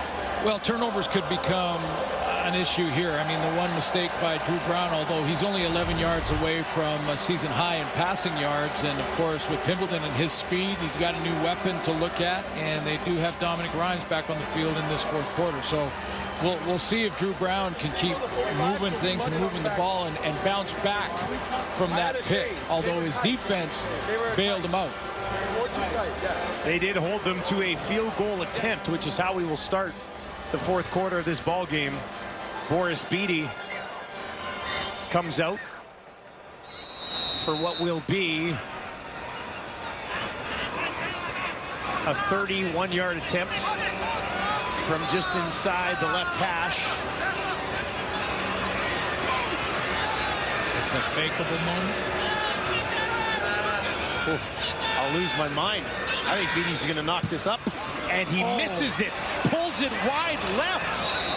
Wow, that didn't hit anything on the way up, did it? From 31 yards, Boris Beatty has to settle for the single, and that does not bode well for Edmonton to set the tone here in the fourth. Like we mentioned, the two teams that wrap up Week 6 will start Week 7, first half of Friday Night Football doubleheader. Bombers and Riders to wrap up that Friday Night Football double dip. And then the Argos and the Ticats and the Lions and the Stampeders. Real nice Week 7 sked. We got some rivalries down there now. We got the Hamilton-Toronto rivalry, the Winnipeg-Saskatchewan rivalry, and these two teams play each other again to start it out. Armstead wrapped up after a pickup of about 1, maybe 2 when it's all said and done. Niles Morgan on the tackle. We went in at halftime, and I was mentioning the old brutal self-doubt that jumps into the minds of a team that is really desperate to get in the win column and has been so close. And now we're going into the fourth quarter with their kicker missing a chance to tie the game. I guarantee you they're all fighting it right now. 31-yarder pulled wide left by Beatty. 2nd and 8 for Brown.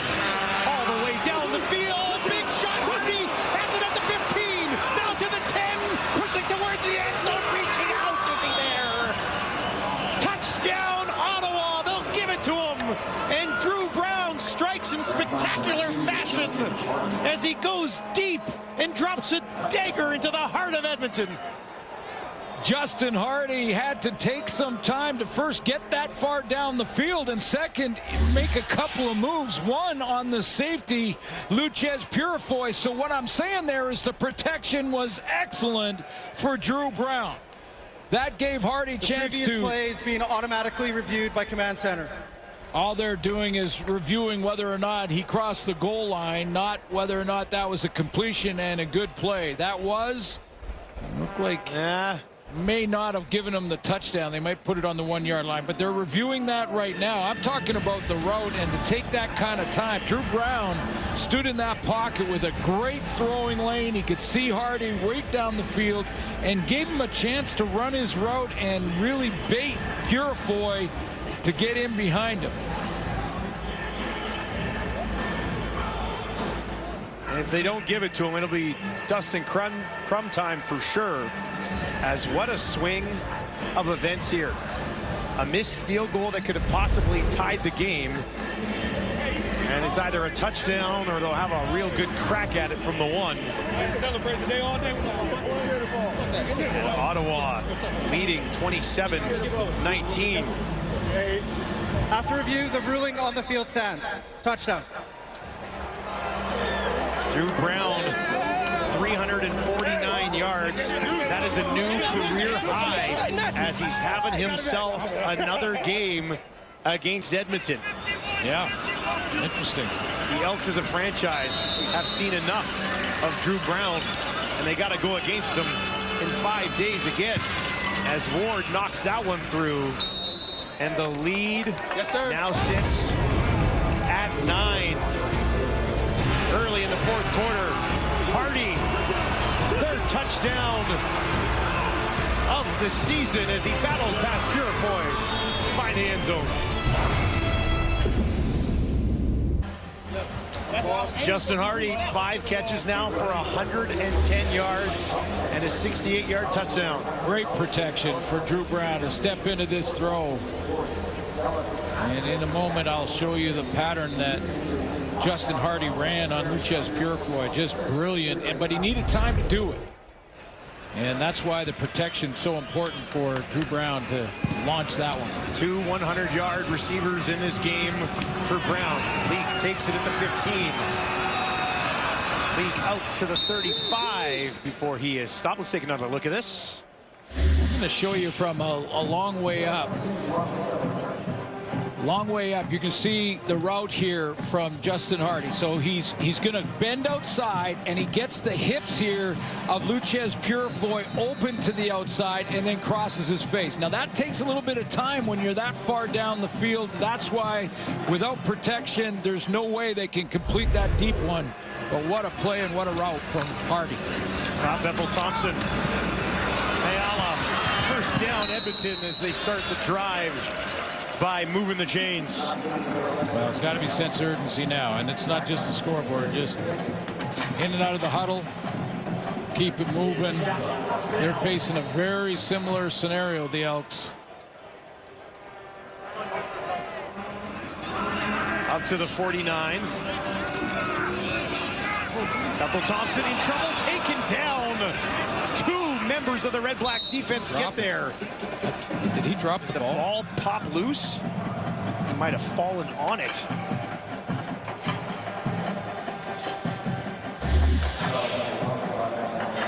He was under pressure here, wasn't he? And it was only 4-man pressure with Brown in 2 to help Chip, so they actually had him outnumbered by 2, but that pocket did collapse. Lorenzo Malden was the first guy in there, and I think he did drop it, but landed right on top of it. 2nd and 17 now for McLeod Bethel Thompson. 3 options to his wide side right. RedBlacks bring 4. MBT on the run. Looking down the field. In trouble again. Taken down again. RedBlacks defense smothering Edmonton. Santos Knox gets there. His first sack of the season. And this crowd is getting very restless, and in a lot of ways you can't blame them.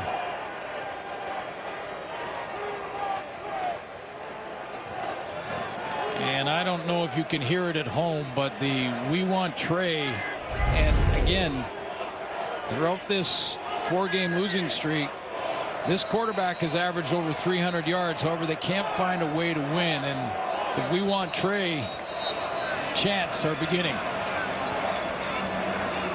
Julian waiting to kick this away.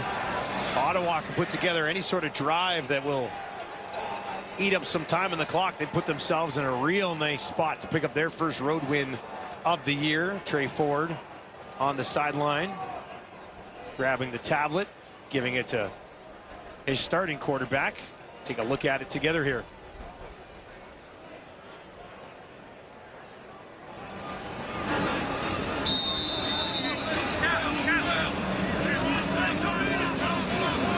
Goodman waits on his own 20.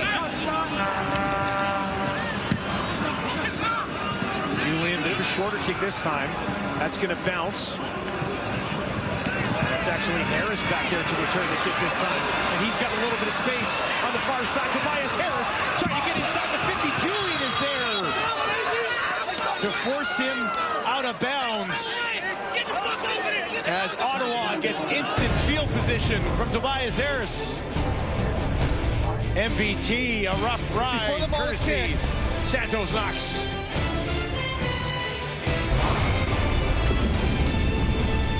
It's been a busy weekend for superfan Chris Tomofachuk as he's checked off box number 3 on the trip across the league to set the new world record. Here's a look. Started in Winnipeg, out in Vancouver with you yesterday. Yeah, it was. It's quite the trip, and he will. The next stop, beginning of next week, will be in Saskatchewan, I believe.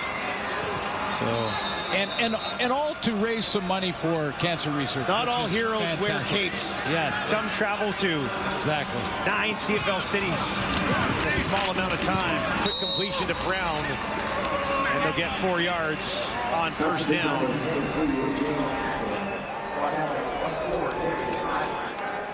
Gets Ackland involved once again. Quite the journey. I love it, man. He's been a good luck charm for receivers so far. I think that's probably a fair statement. Which is why you see the pink too in the uni, the cancer research. 2nd and 6 for Drew Brown on the Edmonton 41.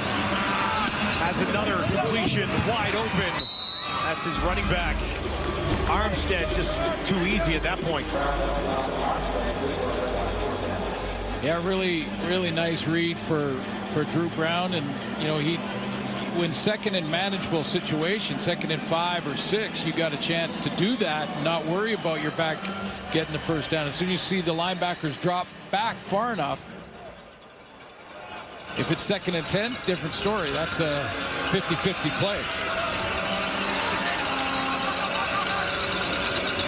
Brown, pressure this time on the run, and he heaves it out of bounds on the near sideline with Brown and Curtis busting through. He didn't have a receiver over on that side that he scrambled. Might have been one real deep, but the way he was running, there's no way he was going to gun it there. But big down here for Edmonton to try and hold it to a field goal at least. And save some precious time. Save some time. They've got some 12. Yeah, got some work to go. Brown looking for more. Out into the flat. Rhymes. And Rhymes is taken down by Lewis. And that will bring up 3rd down, and that will bring Lewis Ward out onto the field.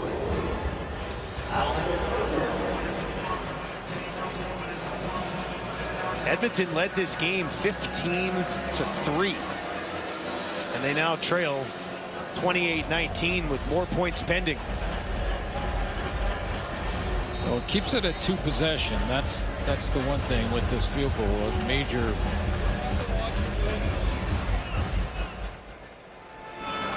maybe would have bumped it higher, and so mission accomplished for the defense, but work to do here.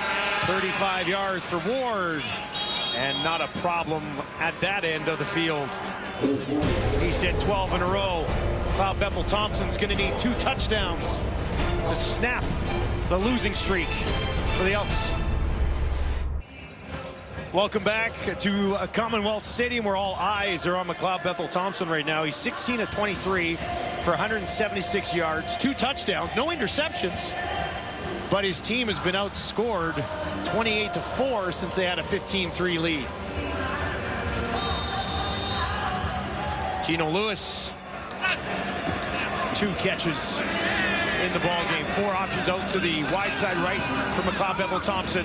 Looks to the left, looking for Gino, reaches out with one hand. Oh, wow. Oh my goodness. That was ridiculous. That's what happens when you give him a shot. Pulls it in. I didn't think he had a chance. And he was covered. Just setting it deep. He's covered. He tips it to himself and brings it in. To spark the Edmonton Elks need. Look at this. That's what he does. What a catch from Eugene Lewis. Up to the Ottawa 30. To him again. Now over the middle. Back to Lewis. Bounces on one tackle. Trying to push past another. Gets it to the 30. And it'll be 2nd and 4. One more time. Back to this catch. Look at this. Webb over the top. Lamont underneath, trying to get him and distract him. One hand, tips it to himself and brings it in. That's a matter if he's covered. 2nd and 4. Neville Thompson goes to Kevin Brown.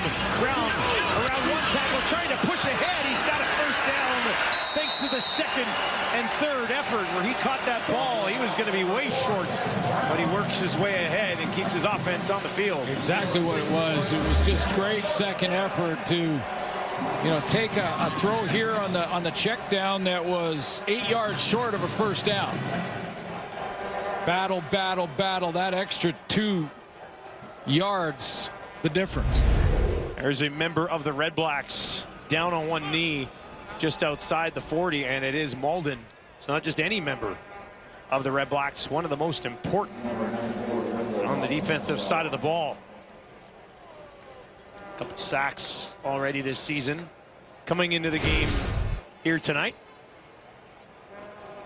Yeah, quiet night. We haven't really talked a lot about him, although sometimes when he takes the chip block, in other words, he goes one-on-one with one of the tackles, and the running back in Kevin Brown will help on him, which is, in a lot of ways a double team.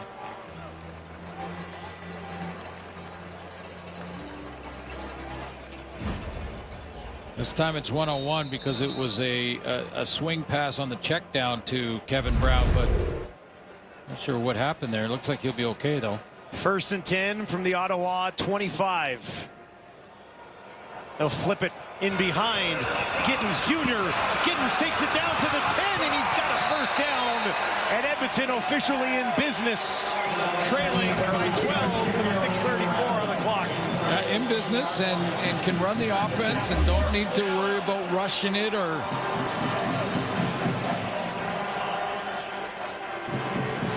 great block downfield by his receivers, including Geno Lewis, who took the corner, Sherrod Baltimore, and just took him one-on-one, kept him wide. Kyle Bethel-Thompson takes to his running back. Now he's in trouble. Flag on the play as he is hit just inside the 15. And is that going to be a hold against Edmonton? Oh, the other way. First down. Roughing the passer. Yeah, it was a high hit, and it was, it's not an intentional hit. It's just Cleon Lang going up the field, and he's going to come up the field here and watch his, I believe it's his right hand that's going to hit the head and face mask area of McLeod Bethel-Thompson right there. Ah, yeah. Just enough to twist his head around. Anything above the shoulders is going to get called as roughing the passer. Prukop into the game for Edmonton. Working from the Ottawa 3. Prukop keeps it. Walks into the end zone. Touchdown, Edmonton. 5th of the season for Prukop. And the Elks give themselves a chance here with less than 6 to play. The spark came from Eugene Lewis. The big catch in this drive to get it started, but it is finished, and you could see that just a little bit more jump in the step of the entire offense. Guys up front blocking, a couple of big runs by Kevin Brown, finishes with a touchdown to Prukop. Best players got to be your best players to get the W. And now they'll go for 2. BT into the flat. Gittens Jr.'s got it. is a 4-point ball game.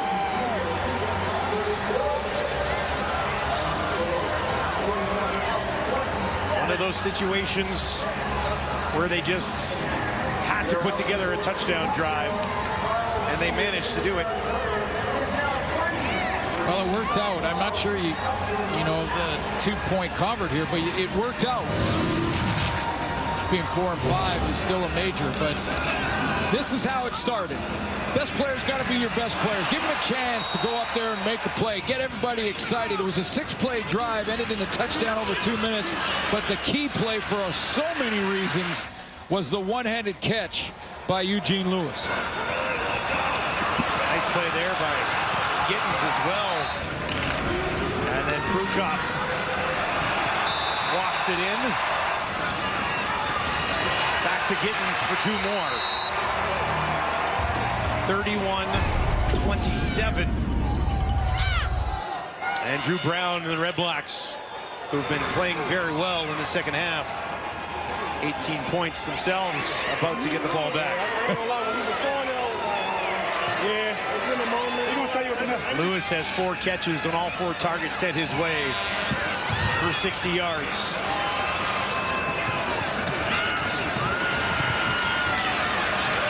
Near side to the 25 and no further. That's Pimpleton out there. I'm wondering if Dedman, remember we talked about Dedman getting a little bit banged up? Yeah, he did on that one. Tobias Harris returned the last punt, and now Pimpleton's out there to return the kick. Yeah, he took a hit, was looking with the, or talking to the training staff for Ottawa.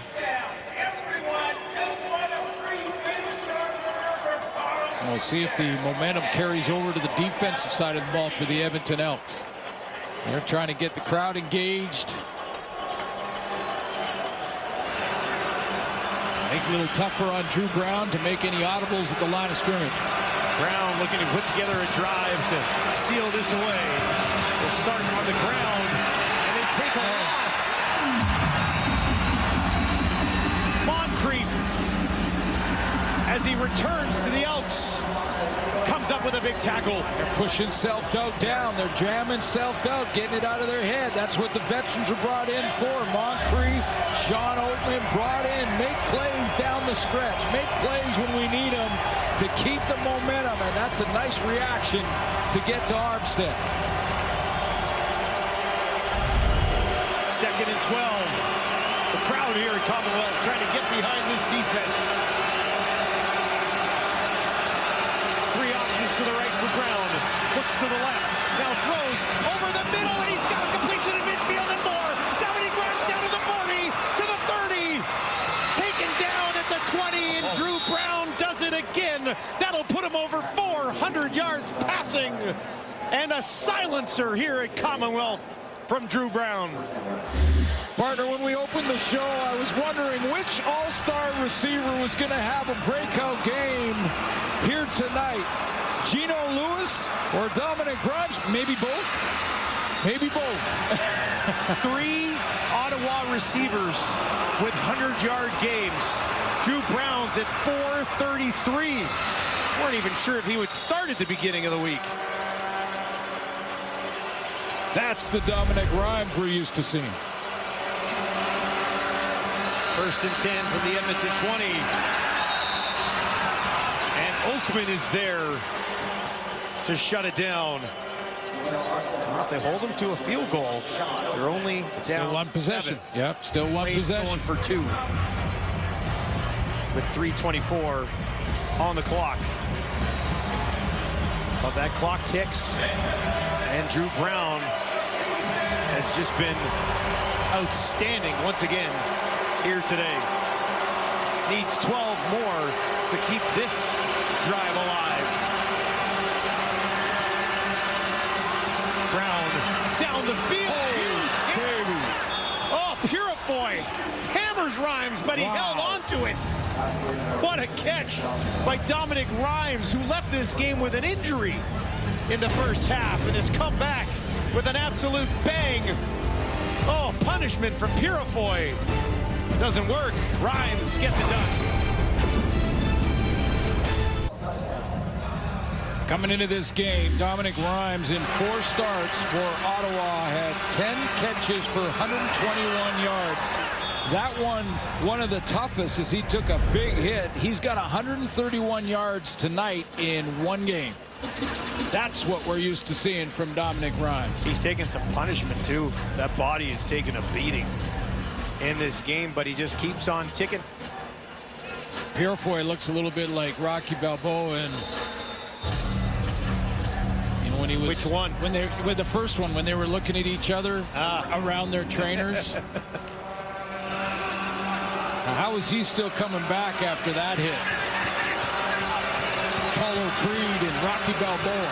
Clock ticks from the Edmonton 5. Armstead tried to push his way through, stays on his feet, and eventually is taken down. They drove him right into Moncrief, who takes the tackle. There's a couple plays by Moncrief trying to lead by example to the Elks, trying to look for their first win of the season. He's on the right side of your screen.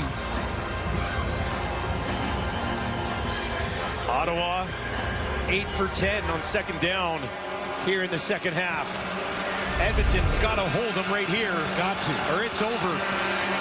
Brown takes the snap, hands it off, trying to push ahead, and the Elks defense holds. And that'll bring up 3rd down for Ottawa. From about the 3. And the field goal team is not hustled onto the field automatically. Now they will. Waiting for the spot, maybe? Yeah, maybe the spot. But, you know, I know that would be tempting to make it a 2-possession game with a major. But you got to take the points here if you're Bob Dice.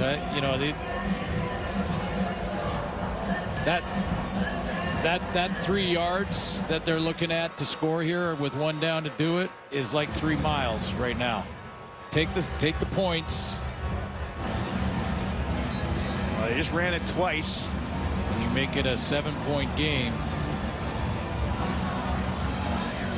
Give your defense a chance to make a play or two when McLeod Bethel-Thompson gets his shot to try and tie it. Oakman brought in to stabilize the middle of that defensive line. Done well. Ward out to knock home one more. This one, chip shot from 10, and he puts it through. So with 2 minutes and 10 seconds on the clock, Ottawa leads 34-27. Well, he's finally back, and I know there's a lot of football fans across the country that watched him in BC a couple of years ago with a monster season, CFL All-Star season. Dominic Rhymes, you're right, he's taken some punishment tonight. That was, by the way, PI, which put him on the 1-yard line. That's where he got injured, came back in the second half, has taken some big hits, but got back on track. 10 targets, caught 7 of them, 131 yards, and that's 66-yarder. Huge. Not only to the catch to move the field position to get the points, but also taking time off the clock away from McLeod Bethel-Thompson. So both these guys starting to make an impact in this game tonight. I mean, only a few catches and shy of 100 yards for Geno Lewis, but that big one did give him a huge spark, and now they're just a 1-possession game. Game's not over. I feel like he'll get a few more targets on this final drive, which could use some good field position to help themselves out. They've got Leak back there ready to return. Is there a game tying drive somewhere in the cards here to wrap up just a sensational week of CFL action? Comes down to Cobb. Cobb near sideline, stays in bounds, pushes it out to about the 40, and that is where Edmonton will go to work. The Elks take a look at their average margin of defeat. That's hard to live with. 4.3 points per loss. That is hard to live with. Margin of victory across the league as tight as it's ever been so far this season. This drive starts at the 41. McLeod Thompson far side, and he finds Dylan Mitchell, forced out of bounds by Baltimore, and it'll be second and manageable for Edmonton. 3 down territory the whole way here. Yep, but lots of time. 2 minutes, you can almost get another possession. Your defense got a 2-0, but certainly they don't want to go there. The Elks just want to drive this ball and run their offense. 2nd and 4. Another quick completion midfield this time, and it's Gittins who hauled that one in. First down. The bind for Ottawa and the RedBlacks on defense is not to be too soft here. You know, like just play your regular defense and not just give them these little curls, because there's lots of time to do that all the way down the field. MBT in the pocket over the middle. Mayala's got it. Pushed back after making the catch. And they'll spot him just inside the 50, so a short pickup on first down there. Tendency is for DBs here to loosen up. They don't want to get beat in behind them. Elks offense working quickly here. McLeod Thompson this time out to Brown, got turned around, and he's going to be pushing ahead to the 50, and that'll bring him 3rd down and about 5 or 6 for Edmonton. Okay, D coordinator, what are you thinking here? Ottawa RedBlacks pressure. Full pressure, see if they can pick it up, hit the hot route, or sit back, rush 3, and try to cover down every receiver. If I'm Edmonton, I'm finding 87 and throwing it up to him. Comes down to this for the Elks, trailing by 7. Far side, and right at the first down marker, it's Gino Lewis, and the drive stays alive.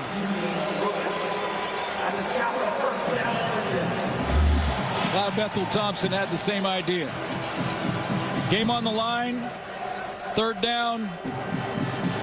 I saw him make that one-hander. I think I could be safe to throw him out in the out right there at the first down marker. Darius Pickett, the Ottawa defense, looking for a game-winning stop here. Gino Lewis at the top of your screen. That one incomplete. Looking for Arkell Smith. Looked like he might have hesitated for just a moment. 2nd and 10. Yeah, you could tell by the reaction from McLeod Thompson there that he wanted him to just widen a little bit more on that. Kind of hesitated on the curl, and he wanted to run the hook. No, he wanted him to run the curl. He ran the hook. 2nd and 10. Don't have to have it all here, but you'd like to get something. MBT in the pocket, down the field, Gino Lewis again. First down, Edmonton, as 87 hauls it in. He's going to be close to his 100. He's at 85 after that one. Oh, I just love how patient he was. Outside look, big time. Veteran move. On the edge of the red zone. Thompson keeps it back to the line of scrimmage. Okay. No further. I'm just going to call that one that call. If it was a called quarterback draw, it looked like it, didn't it? Yeah, it really did, and I'm just going to call that a head scratcher. That was a weird one. If the quarterback is Trey Ford, different story, but that looked like a called quarterback draw.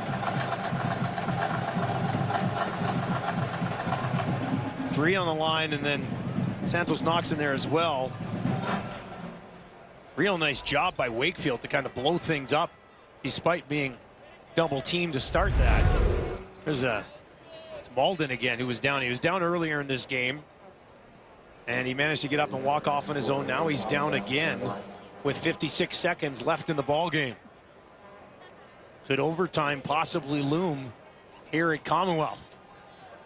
Well, the Elks they can throw it to the end zone from where they are now. So, and not necessarily do they have to do that. They have probably 3 to 4 plays left, maybe 5. Oh, yeah. Lots of time. Yeah. So, you don't have to. The Ottawa defense, Jarius Jackson can look at just kind of run his offense, but the Ottawa defense is going to tighten up now in this end of the field. The beginning of this drive, you understand why the DBs loosen up a little bit. They don't want to get beat in one play in behind them from a guy like Lewis or Mitchell. However, or Mayala for that matter, he had one earlier today. So it'll take some time with Malden here, but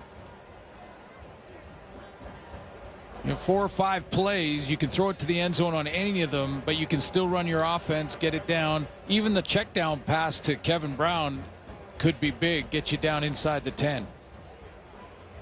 And then we're staring overtime right between the eyes. With the way this season has gone for Edmonton, I almost feel like they score quickly, then Lewis Ward walks it off with a field goal in the final 30 seconds of the game. That's just how the campaign has gone for this Edmonton team, losing close game after close game after close game. Here's a look at the back-to-back walk-off losses. That one, 39-36. Aralahu, and the former Edmonton football kicker, Sean White, who's just on an all-time tear. He put that one through, 24-21. Sean White's hit 39 in a row, 7 of them last night in that game you did. Did you see that shot at Gino Lewis? The difference between that shot and the shot on him in the last 4 games is that he's missing a piano that was right on his back. It's gone. It's gone. The piano is off. I have to think he'll be in the mix in the final 56 seconds, 2nd and 11, as Malden is gingerly walking off the field. Some sort of core issue there for 94.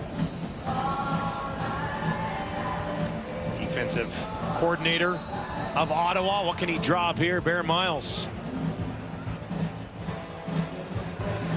Edmonton has put themselves in similar spots and have not been able to finish. Here they're just looking to try to come away with a tie for now. MBT in trouble, gets it away, and Kevin Brown had stopped watching his quarterback dance around, and that'll bring up 3rd down, needing 11. I think Aiden John came in for Malden there, and just that 4-down pressure, the check down, as we mentioned, the check down is there, but it was just too late because the pressure didn't allow McLeod Bethel-Thompson to find the angle he wanted to get it to him. 3rd down, 11 yards to keep this game alive. MBT in the pocket, looks towards the end zone for Gino, and he's taken down a flag. A flag on the play as Eugene Lewis in double coverage draws the flag. Oh boy. That also Pass happens. interference, Ottawa, number 9. Foul occurred and goal. 1st down at the 1-yard line. Bob Dice has his challenge flag in his hand. Let's get a look. Well, he might as well not leave the game with it in his pocket, so he's going to try. But I think over the head is the reason that Webb gets called here. He's got not the backhand, but the left hand. That one's on his face mask well before the ball arrives. The left hand comes across too. Dice is going to have Ottawa's them take another look at it. The ruling on the field, a pass interference. The play will be reviewed. Looked like pass interference, though, didn't it? Yeah, well, no, I think so too. I mean, Webb is saying he swatted at the ball. I'm sure is going to be his argument that he was swatting to the ball as it was arriving. But and that's the threat that Gino Lewis is. I mean, even if he's covered, we talked about that he will most of the time come up with the catch, but he also panics DBs. I mean, you got 87 there, you think you got him handled, and then you panic when the ball arrives. Yeah, it looked like some contact to the back of the head. It was early and it was across the head. I think they're going to leave this call. Yeah, they're going to leave this call. All right, Gino Lewis drawing some coverage and a flag. Let's get the ruling. After review, the ruling on the field stands. First down, Edmonton. So the ball will be placed at the 1. Prukop will come into the game. Already has a short yardage touchdown in the half. This to make it a 1-point ball game. Dakota Prukop pushing through. Is he there?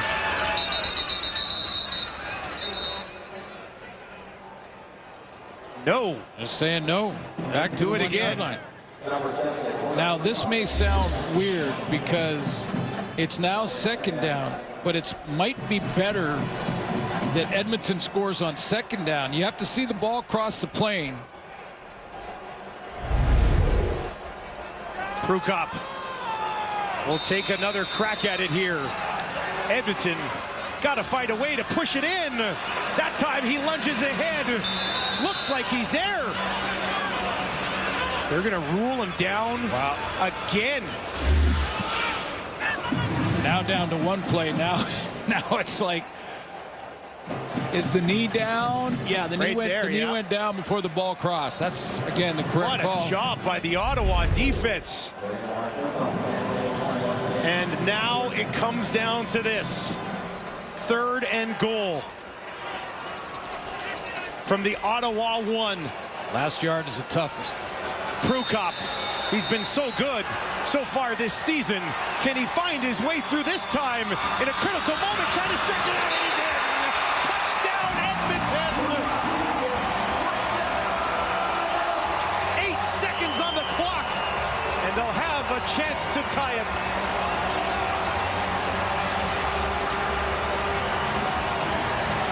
Well, they tried twice just to take the quarterback sneak. Take it right in behind center, Mark Corte, and just push. Didn't work on the first down. Didn't work on the second down. I thought losing some time on the clock took away maybe the opportunity if you get a big return from Ottawa for a field goal to win it with a few seconds left. On 3rd down, he goes wide and finds the end zone. Beatty with the extra point. Just a little bit big. Missed from 31. Yes. Earlier in this quarter. Of course, this extra point straight away from 32 to tie the ball game. He knocks it up, and he knocks it home. And overtime just around the corner at Commonwealth. They needed it most. They did go to one of their best players. And finally, I think a lot of Edmonton fans will be saying the big drive down by 7, 1-possession game, and engaging Gino Lewis. A catch on 3rd down to keep the drive alive. Then the big catch over the middle where he takes a big hit. Hangs on, gets down into plus territory, deep into plus territory. Then in the end zone on 3rd down, draws the penalty flag, puts it on the 1-yard line. So getting 87 going in this 4th quarter has been the difference. And we're staring at overtime. Full marks to the RedBlacks defense at the goal line there. No question. I mean, 2 big stops to push them to the brink. And now just 8 seconds remaining. These 2 teams play again on Friday. I told you. Whatever they told you. Drew Brown, a 451-yard passing game. Not enough to win it in regulation. Henry Burris has that franchise record. 504 with overtime coming up. There's a chance Drew Brown makes a chance at the RedBlacks record. Beatty steps up, drills this one, bounces all the way down. That's big. That's big. Inside the 15. But the flag does fly. Legal kick out of bounds. I'll tell you what, that's Edmonton, number 14. That's good First field down, position. Ottawa. That's one chunk play and maybe time. I mean, watch the reaction from Chris Jones. I mean, he wants a knuckler, I'm sure, but not an out-of-bounds knuckler. Oh, you cannot have that in that situation. This ball will be placed at the 50. Yeah, that's what I mean. You're looking at now a 15-yard throw on an out route, and you maybe have 1 second left for a 47-yard, 50-yard field goal attempt. That was essentially the one thing that you could not do. This ball is placed at the 50 with 8 seconds on the clock. Drew Brown's still got thoughts about a regulation victory. Gonna look over the middle, down the field, he's got it, oh my goodness! How about that? 2 seconds on the clock, It's Pimpleton again! And Lewis Ward is gonna have a chance to win it! Unbelievable. Can you believe this? Watch Chris Jones' reaction. Are they going to lose? Because of a kickoff out of bounds. Holy smokes. Ottawa with a chance to win it. Zero's on the clock. Lewis Ward steps up from 38 to break the heart of the Elks. Ward right down the middle. Got it! Walk-off winner for Ward. And Ottawa gets the job done. Edmonton falls to 0-5 in unbelievable fashion at Commonwealth. How did that happen?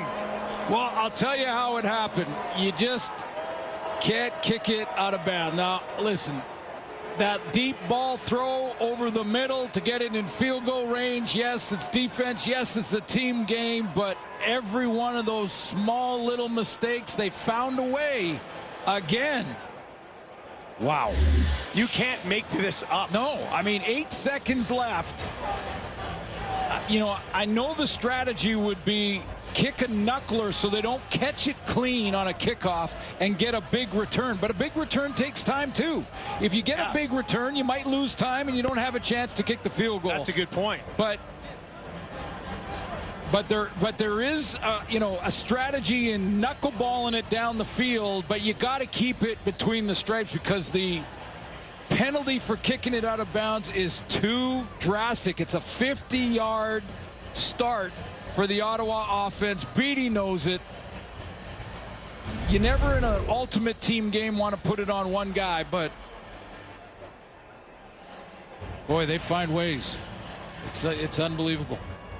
Third game in a row that ends in a walk-off loss for Edmonton, who falls to 0-5. And how about Drew Brown, though? Stood in the pocket, hit that deep ball to get it in field goal range. Let's take nothing away from that. 480 yards for Drew Brown. What a game. What a finish. Ottawa on the road wins for the first time this season away from home. Drew Brown. I think you have yourself a quarterback in Ottawa. 480 yards. And the Elks, they just can't find a way. Losing on a field goal again. Copa America final action coming up. Good night from Commonwealth.